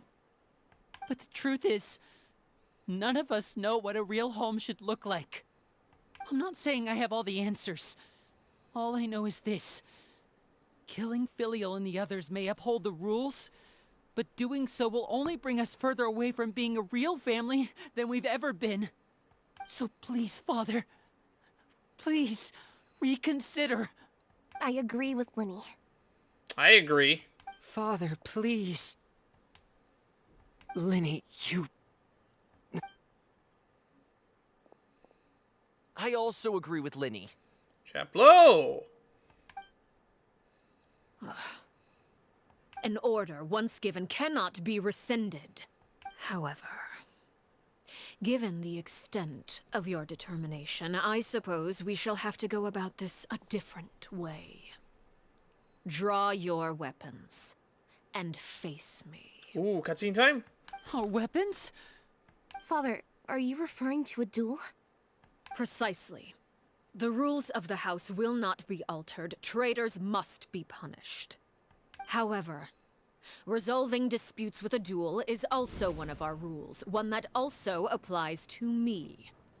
Demonstrate a sufficient showing of strength, and I shall offer a concession. Wait. Bede. Father in a duel? Yeah, there's 3 of them. The 3 of you combined stand a chance, right? Impossible. Father is way too strong, even for Linny.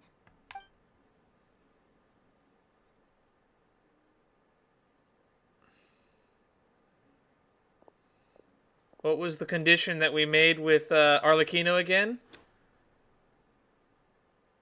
Do what we do for the House of the Hearth at a moment we decide. I think that moment's coming up.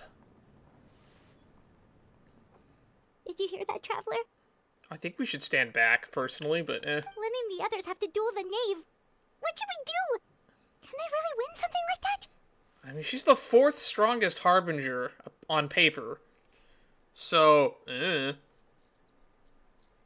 maybe I shouldn't have just said that they could take her. If they lose, those people in the house are really gonna be executed. Hey, are you listening? Think back to what we said, Aether. Executing her what she really wants. Don't you want to say a proper goodbye at least? Anger makes you impulsive. Sorrow causes you to waver. Oh, there's items up there on that wall. Back then, she never actually answered my question. Yeah, she sidesteps all your questions. She's a real good diplomat. Makes the answer pretty obvious, doesn't it? Oh. Looking at that expression on her face, she seems really serious about this. Guess that means there's no chance she's throwing the duel on purpose, huh? You call that an expression? I think that's what I call an expressionless face. There's no way the Knave will lose on purpose. When guests are around, families are often on their best behavior. And any disputes are less likely to escalate. When the time comes, make the choice that you deem most appropriate in the situation, and lend your help to the House of the Hearth. Alright, let's fulfill that condition. What's wrong, Traveler? Hey, where are you going? Traveler? I'd like to see for myself what the 4th of the 2 Harbingers can do. You're asking to join the duel against the Knave? If that's okay. I'll allow it. We do have a ready-made dueling ring at our disposal, after all. All I would advise is this. Keep a firm grasp on your weapon, and give it your all. Any less, and you may just lose your life. Alright, let's dual blade this. Dual blade for the win!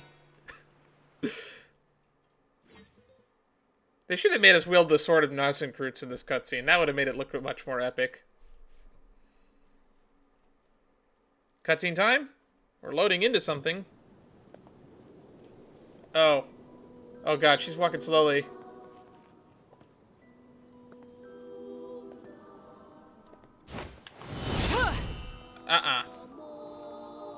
I'm gonna listen to this music. Why the hesitation? Oh god, that clipped. With these rising Watch out for Father's movements! Oh, Liddy actually... Oh, that's cool.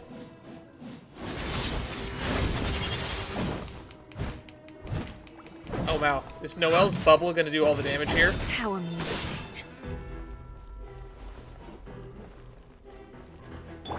With these rising... There's even stronger than I expected. You guys gonna help? Closer now. Oh, come on. What is the hitbox on that? Is it my turn now? Alright. Leave it all to me, as a good knight should. Get in gear! With these rising flames. When in doubt, use Noelle. Noelle can tank anything. Who's stronger, the 4th Harbinger or Noelle? I'll catch up. Is it my turn now? Watch out for Father's movements! Now that's more like resistance. I have so much defense. With You these can't hurt me. rising flames. Ooh, the music's picking up. Come on, Bubble. Pop. Oh, we staggered her. Hang in there. Ooh, we dodged it that time. I guess we have to iframe it. Is it my turn now? With these rising flames. Alright, let's just ka-ching this for now. Cut to the chase. Iframe. Try to pace yourself. Oh. Where'd she go? Oh. With the fall of darkness, destruction shall rise. That's not good. Clearing Bond of Life.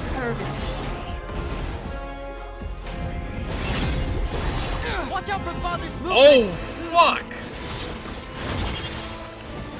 Steady as stone. How amusing. Clear Bond of Life by healing.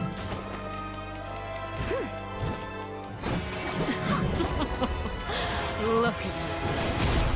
Trapped like a bunch of helpless animals. Oh, I just realized that Lynette's poking her. I must leave no stone unturned. Is it my turn now? Closer now. I guess Noelle is the way to beat this. Just tank everything. Try to pace yourself.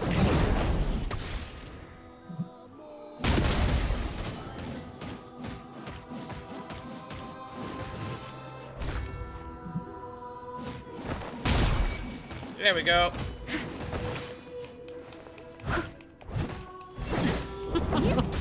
And voila! Like a bunch of helpless ants. That's a really cool attack. Sadly, you are no match for Noelle and her infinite defense. Leave it all to me.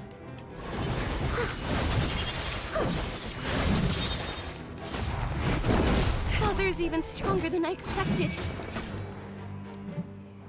Charge attack. You're in this thirsty for blood. Just save Noelle's shield for when you get the Bond of Life. Someone needs assistance. Closer now. Get in gear. Not bad. You've proven to be a worthy opponent after all. Just sidestep. Not even bother dodging, just walk to the side.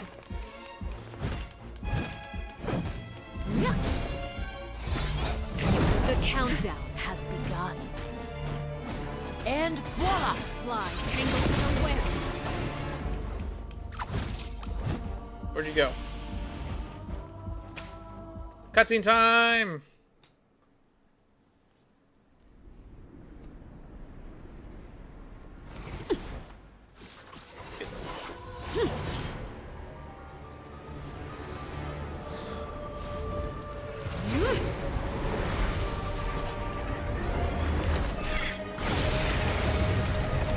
Man, I hope none of the House of the Hearth members are gonna get caught in a crossfire at this explosion. Cinder of Two Worlds Flames. Fareware.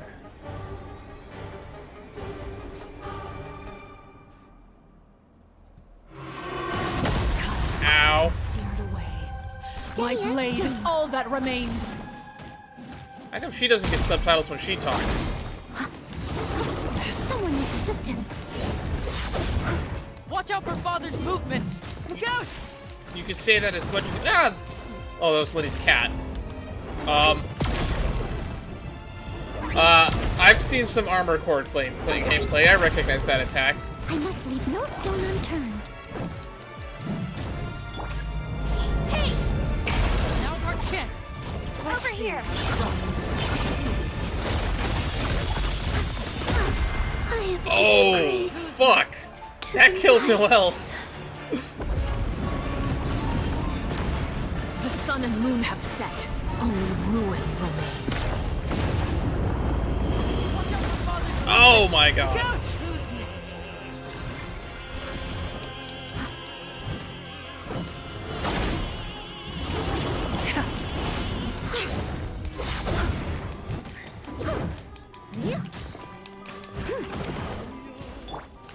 Oh wait. Oh god. Oh, that was a bad idea. Over here!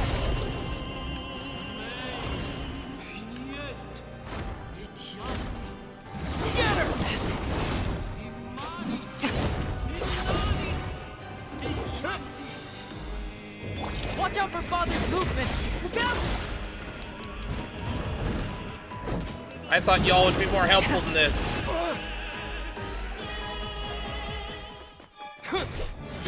Ooh, cutscene.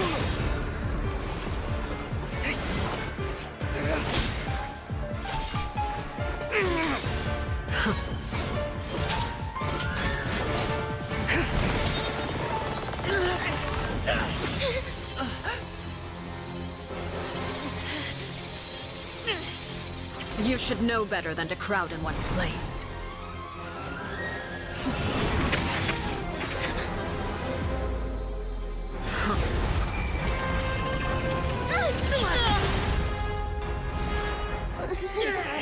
Oh, I know. No!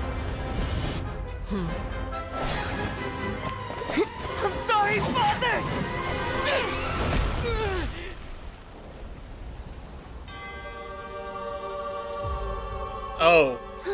Yeah, I kind of expected that. Sorry for what? This pitiful excuse for an attack.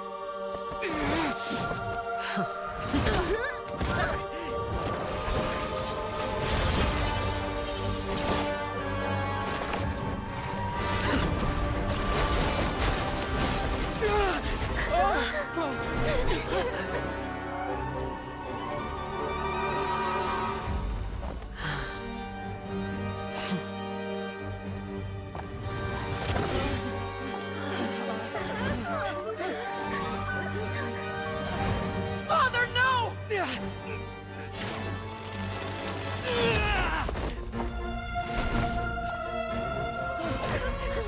Made it out, did you? You're stronger than I expected. What is happening? Oh no, she has genjutsu. We're fucked. Aether doesn't have a big enough brain to do anything about that. Crimson Moon? What? Why is that significant? I can't move. Do something, Aether.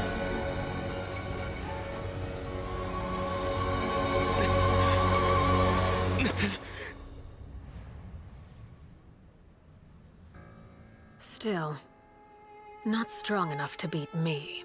God,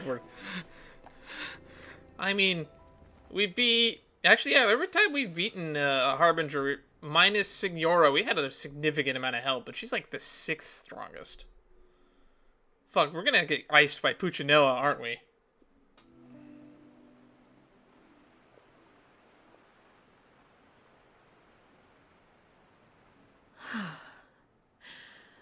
I believe we can end things here.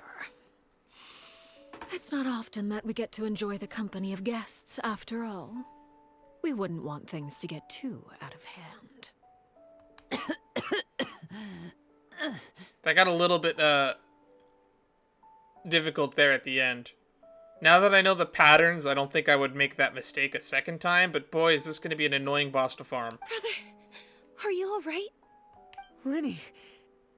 Given that I am the victor of this duel, as agreed, the punishment stands. No! I never thought things would end like this. However, everyone involved in the duel demonstrated a remarkable level of strength and determination. In light of this, I'm prepared to change the method of execution. Elwar, the bottled flames I gave you for safekeeping. Do you still have them? Yes? I wasn't sure what they were for, but I've kept them super safe. I didn't lose a single one. Bottles of flame? Wonderful. Then, in just a moment, I'll have you administer them. Bottled flames? Indeed. They're the product of a secret experiment. Under certain special circumstances, flames can be extracted from my person and preserved. Once ingested, searing pain will spread across every inch of your body. No harm will come to you physically, but your memories will be burned away. If you can withstand the pain. When you awake, you'll have forgotten everything you know about the House of the Hearth, and will be expelled from the organization.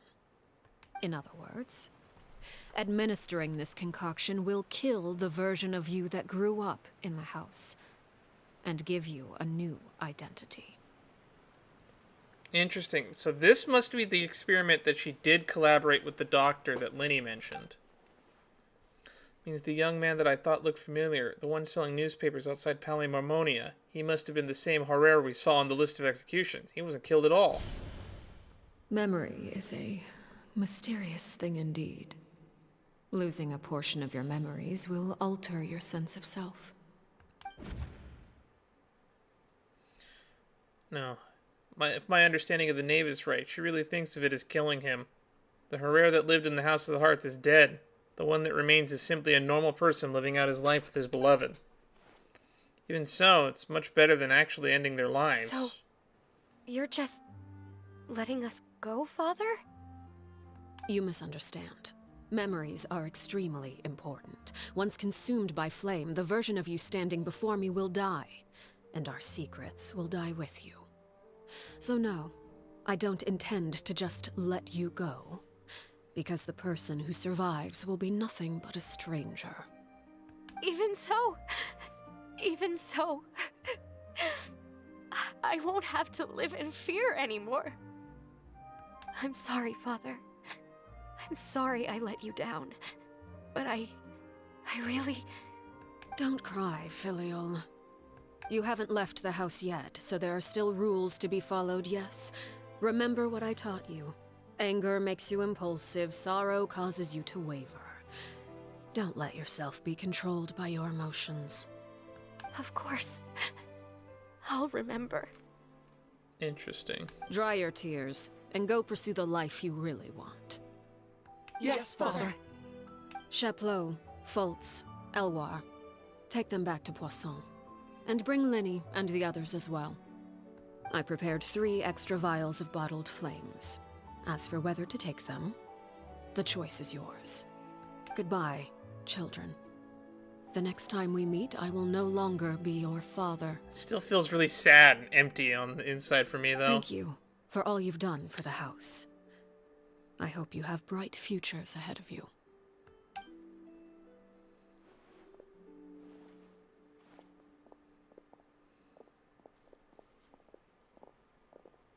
Father. Let's go.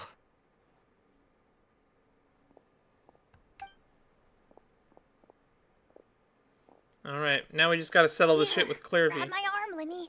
I'll help you walk back. Thank you.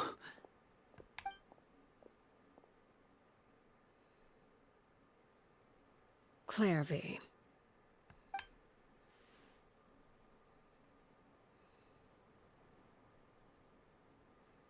Alright. Now we get to be more depressed. Can we talk now? I've been waiting for a super long time. You really are Perry, aren't you? I haven't seen you in so long. How come you're all grown up?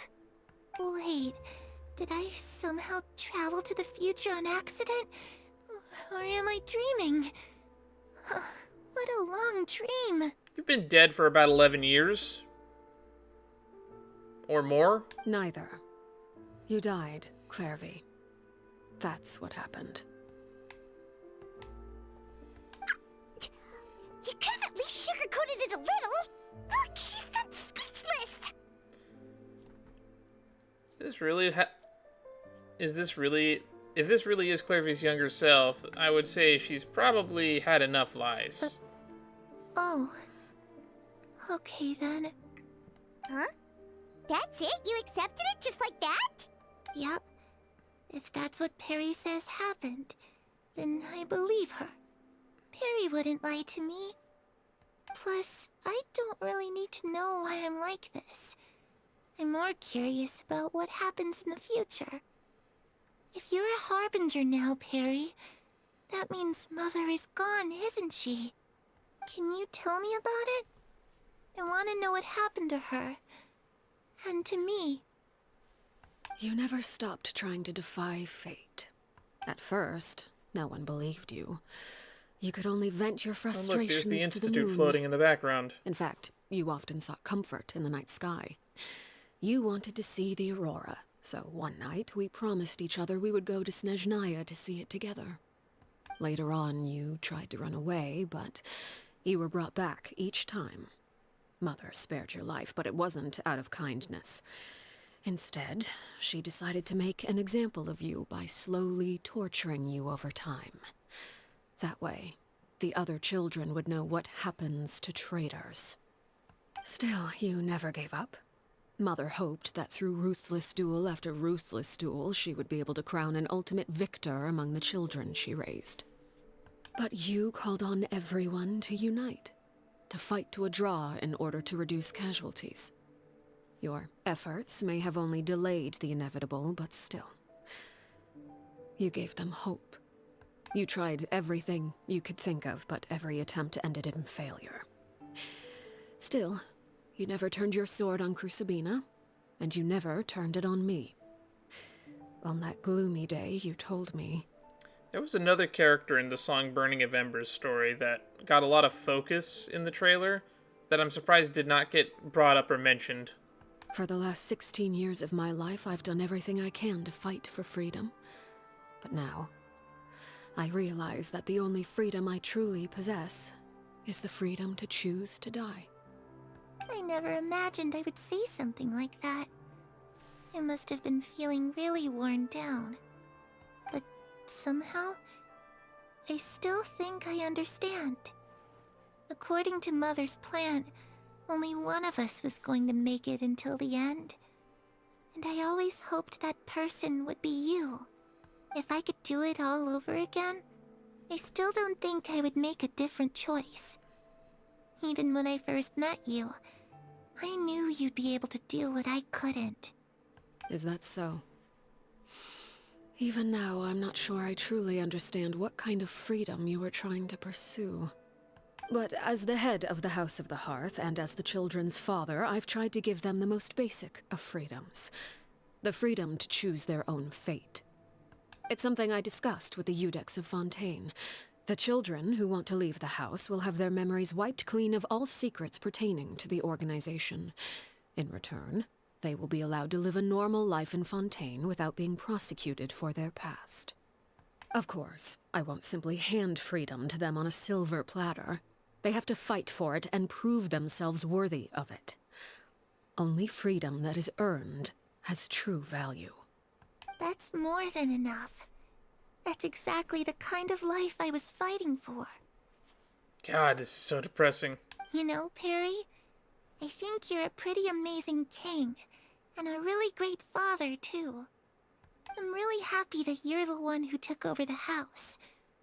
I guess I do have one regret, though.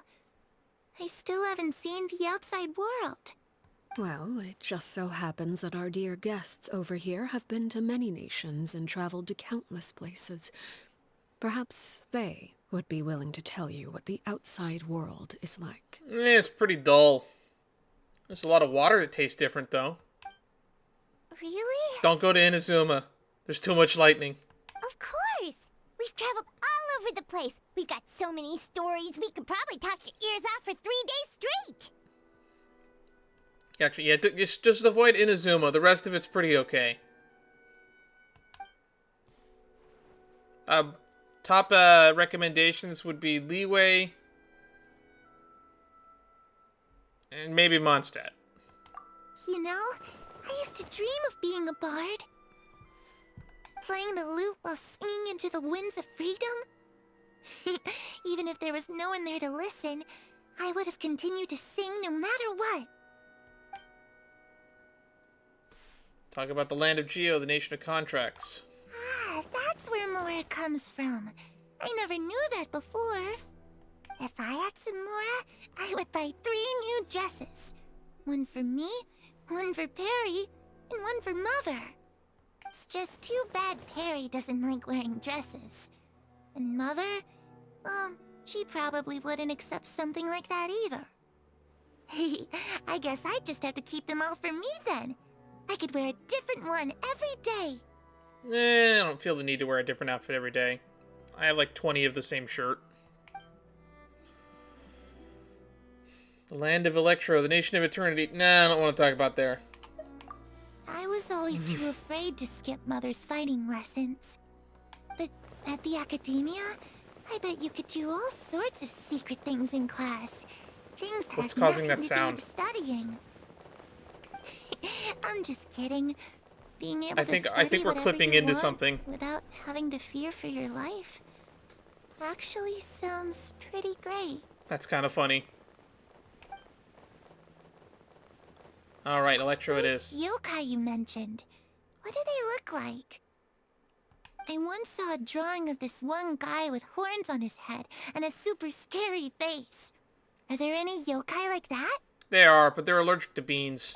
Oh, sounds like you're talking about an Oni. Yep, we've met one, and let Paimon tell you, they're not nearly as scary as they look. They're allergic to beans. Eventually, conversation returns to The Fontaine. situation was super dangerous. Lenny and Lynette were accused of committing a crime, and they were going to have to stand trial at the Opera Epicles. Oh no! That must have been hard for all of you. What happened next?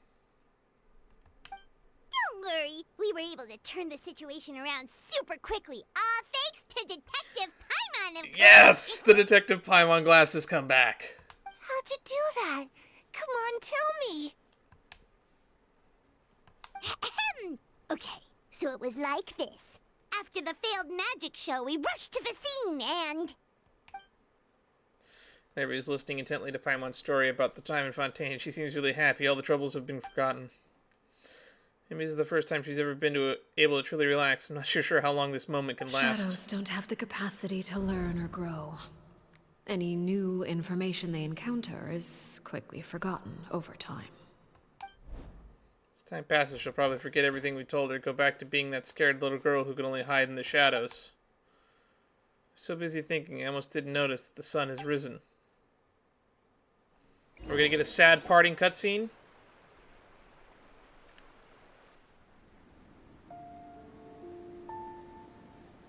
Clairvy, you've worked tirelessly from the shadows to overthrow the House of the Hearth. Now, by my authority as the Knave, I shall announce how this matter ends. You are hereby expelled from the House of the Hearth. You are no longer tied to this place, nor are you bound by its rules. You're saying that I can finally leave? I get to experience the outside world as well? Oh, I almost forgot. There's no getting older for me. Still, seeing who you grew up to be makes me really happy, Parallel. Take care of yourself. Goodbye. May we meet again someday.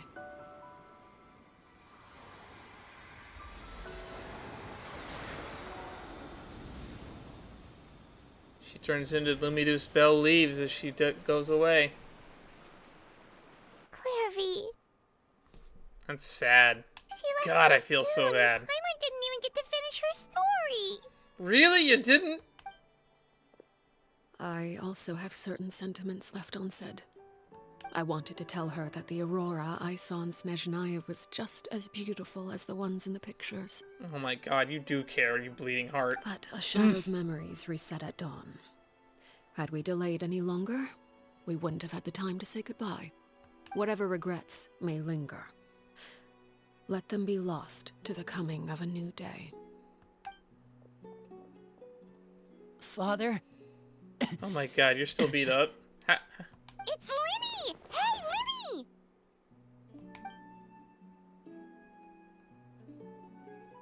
What is he doing back here? Let's go check it out. Off we go.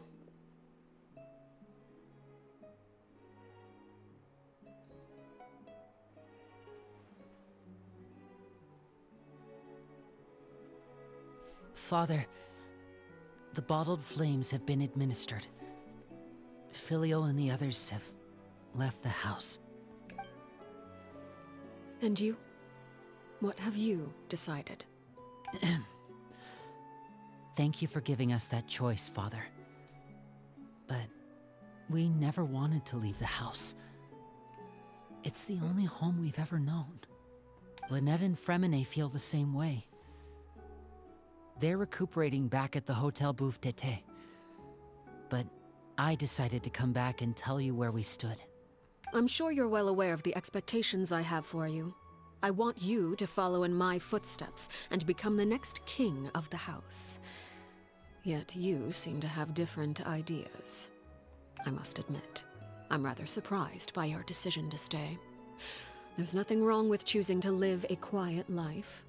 Leading this organization is a heavy responsibility, one not so easily carried by someone forced onto the throne.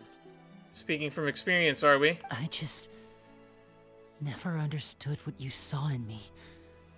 What made you believe I was deserving of that throne? You're brave, talented, and, most importantly, you cherish your family. You would do anything to protect them, even if it costs you your life. Yeah, I mean, I'd put him in charge too.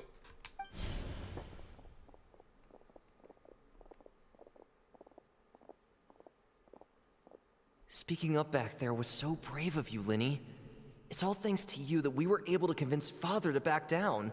You're a hero, Linny. Hero. Father is the real hero.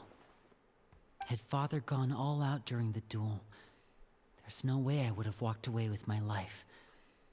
She must have had it all planned from the beginning, from the very moment she suggested a duel. She definitely went easy on us. I'm not deserving of that title. I'm not strong enough or smart enough. Oh yeah, none of you are smart enough. That's for sure. You're wrong. In my opinion, all you need to be deserving of the throne is conviction and the necessary strength to act on it. We may have different ideas of what it means to be a family, but you can hardly be said to lack conviction. What you truly lack is strength. For someone of your talent, though, that's something that will come with time.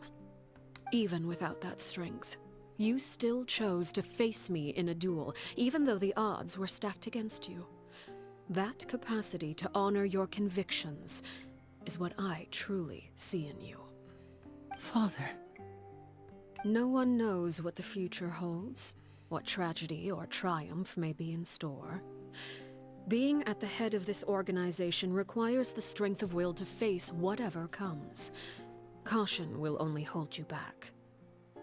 If reaching a certain standard were required to go after what you want, I would never have succeeded in killing my predecessor. Back then, there was still a considerable gap between our abilities. Strength may decide the ultimate victor, but those who let a lack of strength dictate their decisions or undermine their convictions will never be worthy of the throne. I understand, Father. Thank you. I wish they would stop calling it throne, because when I hear throne, I think toilet. Children must grow up to surpass their parents. Only then you can must a be family worthy of the continue to throne. flourish. Only then may you flush. I'm sorry, I need some comedy to lighten up this mood. The road ahead is not an easy one. So I'll ask you one last time. Are you certain you want to stay? You've done so much for me, Father, and that kindness must be repaid. Plus, with Project Stuja at hand, there are many dangers ahead, and I, for one, don't intend to back down. Protecting my family at all costs. That's my conviction. Then you're welcome to stay. As for Project Stuja, you need not be too concerned. If those cowardly businessmen and heartless dignitaries try to take us down, I'm prepared to teach them a lesson. Having members who longed for the light was our organization's last weakness. With those members no longer among our ranks, the House of the Hearth is like a spider hiding in the shadows. We need only wait for our prey to come to us. At present, our imperative is to use their plan to our advantage. In doing so, a crimson moon shall rise amid the frigid blizzards of winter. No demonstration of loyalty shall go unrewarded, and no sacrifice shall be in vain. As for the two of you, whether we meet again as friend or foe, I'll remember the camaraderie we shared in this moment. Alright. No matter how arduous the journey ahead. Damn, you're just lighting up your own death flags, aren't you? Reach our desired destination.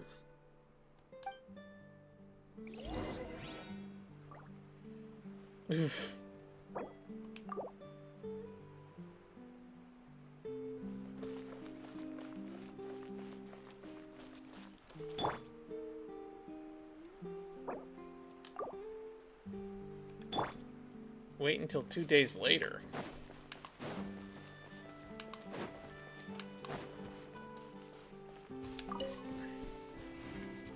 Alright. So, well, that was definitely something.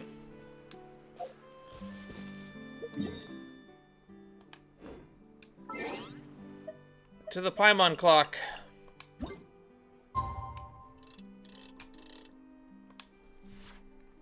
Well, let's get all my thoughts out there really quickly.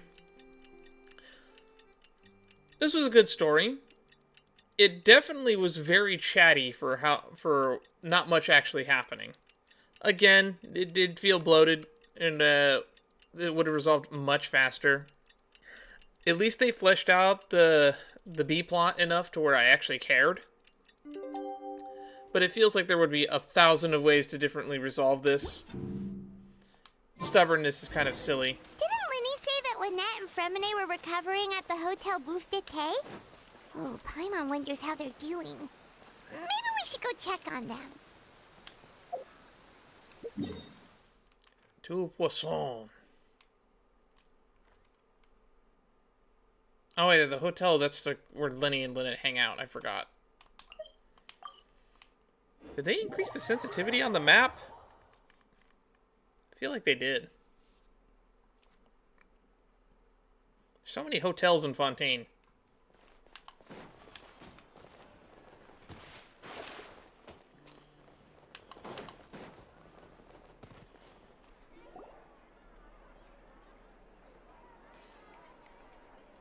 Lynette? Fremine? How are you feeling? Much better. Whew, what a relief. What about you? Are you feeling alright? There's no need to worry. I feel right as rain. You'd come out unscathed. Us, on the other hand, well, we've been bedridden for 2 days. I couldn't even turn over. Oh, and I wanted to ask, is Clairvy gone? Linny and the other members have left Poisson and returned to the House of the Hearth.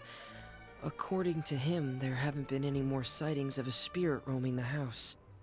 Bid farewell her under the blanket of sunlight. Her wish has been fulfilled. I see. I'm glad. Father came to check up on us 2 days ago and told us about what happened with Crucibina and Clairvy. Actually, I've met Crucibina before. Wait, what? You've met the former Knave? Yeah, we've known this for a while. It's in one of their voice lines. Crucibina died a year after Clairvy. It was during the year between their deaths that I joined the House of the Hearth. Crucibina had an extremely cruel and radical way of doing things. While she was alive, the atmosphere in the house was suffocating. When I joined, though, the experiment she valued so much had already come to an end, and all the people involved, dead and injured alike, were gone. Crucibina never talked about the past with us newcomers. A couple of months after I joined, Father killed Crucibina and burned all her files. With that, the names of all the people subjected to her experiments, Clairvy included, were lost to the flames, along with the painful memories they represented. Father took in Lenny and me a couple months after that, but she never mentioned anything about Crucibina or Clairvy. It really seems like something she was planning to keep to herself. The last time you talked to her, did she mention why she kept it a secret for so long? That is a good question, Paimon. She said she didn't want us to be affected by the darkness of the past. She was worried we'd develop a false sense of gratitude towards her if we knew about it. The foundation of a family should be free of any corrupting influence. Whatever happened in the past, it has nothing to do with who we are now. And that's what Father told us in the end. But I still thanked her for everything. It was only after hearing about what Crucibina did that I finally realized how insignificant our lives could have been. The members of the house meant nothing to her. To say that she valued them in any way, even just as a tool, would probably be giving her too much credit. So how many people survived drinking the bottled flame? If Father hadn't taken over the House of the Hearth, I probably would have already... Don't think about that. Father rarely brings up the fact that she saved us. She doesn't believe that being indebted to her should be what ties us together. But even if we didn't owe her anything, we would still choose to stay. Because this is our home. We may have arguments or times when we feel wronged. Some people may even choose to leave. But as long as Father is here, we will always have a home. A home is such a precious thing. Whether the path before us is bathed in sunlight or shrouded in shadow, we'll follow Father wherever she chooses to go. So I wanted to say thank you for helping us make it through this crisis. Without your help, we could have lost a lot more along the way. Yeah, I still think this could have been resolved much more peacefully. Oh, we didn't do anything, really. Just invite us back as guests and we'll call it even. Of course. You're welcome anytime. Are Filio and Nantoy okay? I actually saw them at a cafe this morning. They didn't recognize me. From what I could tell, they were drinking coffee and talking about one of the operas that started running recently. They seemed happy. If I had to take a guess, I would say they finally found the kind of life they always wished for. I still think it's funny that Herrera kind of recognized Arlecchino. Whether or not he knows who she is will be another mystery, I guess. To be continued, as if we're ever going to get another chapter of it. One last thing to do before we go. Because I am very curious. Let's go to the land I hate to travel to.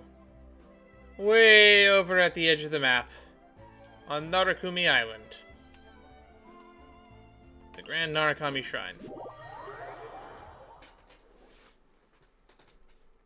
Let's see if we have any new dialogue over here.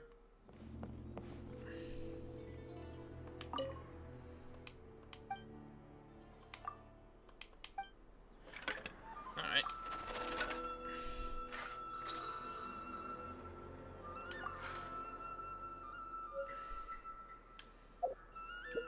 Alright, bamboo slip obtained. There it is. Alright. Hello, Dan. You here to decipher the fortune slip today? How things been going lately? I'm feeling great, really. I was able to become a real shrine maiden thanks to you and the help of many others. I'll stay here for and pray for you in the earnest. If you ever have something on your mind, I'll be happy to hear you out. Hear anything from Momio? Fear that Miss Momio has already left by the time I return to this place, so I missed the opportunity to thank her in person. Still believe that we'll be going to meet again in the future. Okay. Somebody told me that I might be able to find her here. How hard can it be to find a Shumatsuban lady with an eye patch? Wait, is that her right there? Chitose. Oh, well, yeah, that's her. Who else with a eye patch could it be? Nothing through the smuggling pipeline either, huh? What can I do for you? If you're a tourist, you should go look for the Outlander Affairs Agency. Momoyo? Who? You've got the wrong person. Sorry, I must have mistaken for someone else. See you. Sorry about that. What are you going by nowadays? I don't know what you're talking about. Alright, looks like there's no hiding from you. Just call me Chitose for now. About Ludochica. I don't recall anyone by that name. Do you mean Gengo Ringo? And those broken pieces of paper aren't giving her much trouble, are they? She's doing a great job at the shrine. Good, she's more suited to the work than I am. You should be taking care of yourself and your floating white friend. Getting yourself into trouble like this, you'll grieve Gendo Ringo's poor heart.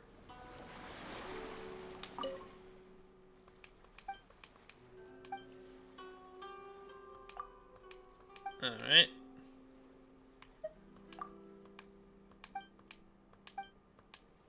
Alright. New mission?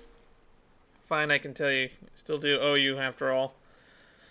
Make it easier for you to watch your own back, too. You've got Fatui enemies everywhere, after all. I'm still investigating that teacher character. We captured one of his aides and persuaded him to provide us with some new interesting information. This teacher was originally an instructor At the House of the Hearth, when the title of the Knave changed hands, he broke off with some unsuspecting subordinates and pursued the previous Knave's directives.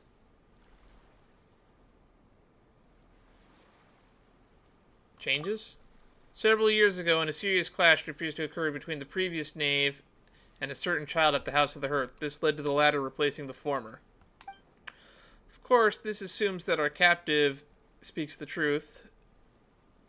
Taking a Fatou's words at face value would be the height of folly. Hope everything goes well for you. Rather than wish me well, you best take care of yourself. You'll grieve people if you keep rushing into danger the way you have until now. And this is that missable piece of dialogue that if you had found a long time ago, I believe this was added in 4.0, that basically would have... It was basically only added so that people would not think of Arlecchino as the most evil person under the sun, as like, or it was just the teacher going rogue, more or less, following the previous Knave's orders instead of the current one. Because if the super secret fortune slip quest line was all tied to the current Knave, boy would she be a very unforgivable person. It's kind of hard to justify murdering a bunch of people to create more orphans, so that you can then turn into more soldiers. It's very despicable.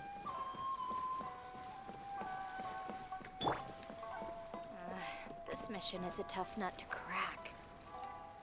Damn. She's taller. Funny. Anywho. I said we'd do some pulls at the end, but I think that's enough. This has been a long and fun journey. I'm going to have to edit this down quite a bit. Hopefully I can edit it down to being about 2.5 hours, though wish me luck in that endeavor. If you'd like to know the next time that we go live, the best way to do that would be to follow us on Discord. We're going to be going live next Tuesday, most likely. As for those of you who watch these videos on YouTube, I'll just see you in the comments. Let me know if you would like to see more content like this in the future. And I'll see you all in another stream. Bye-bye. What could the children be up to? Never mind. Let them do as they please. Alright. Time to end. Ugh, I got so much off-stream grinding to do. Bye-bye.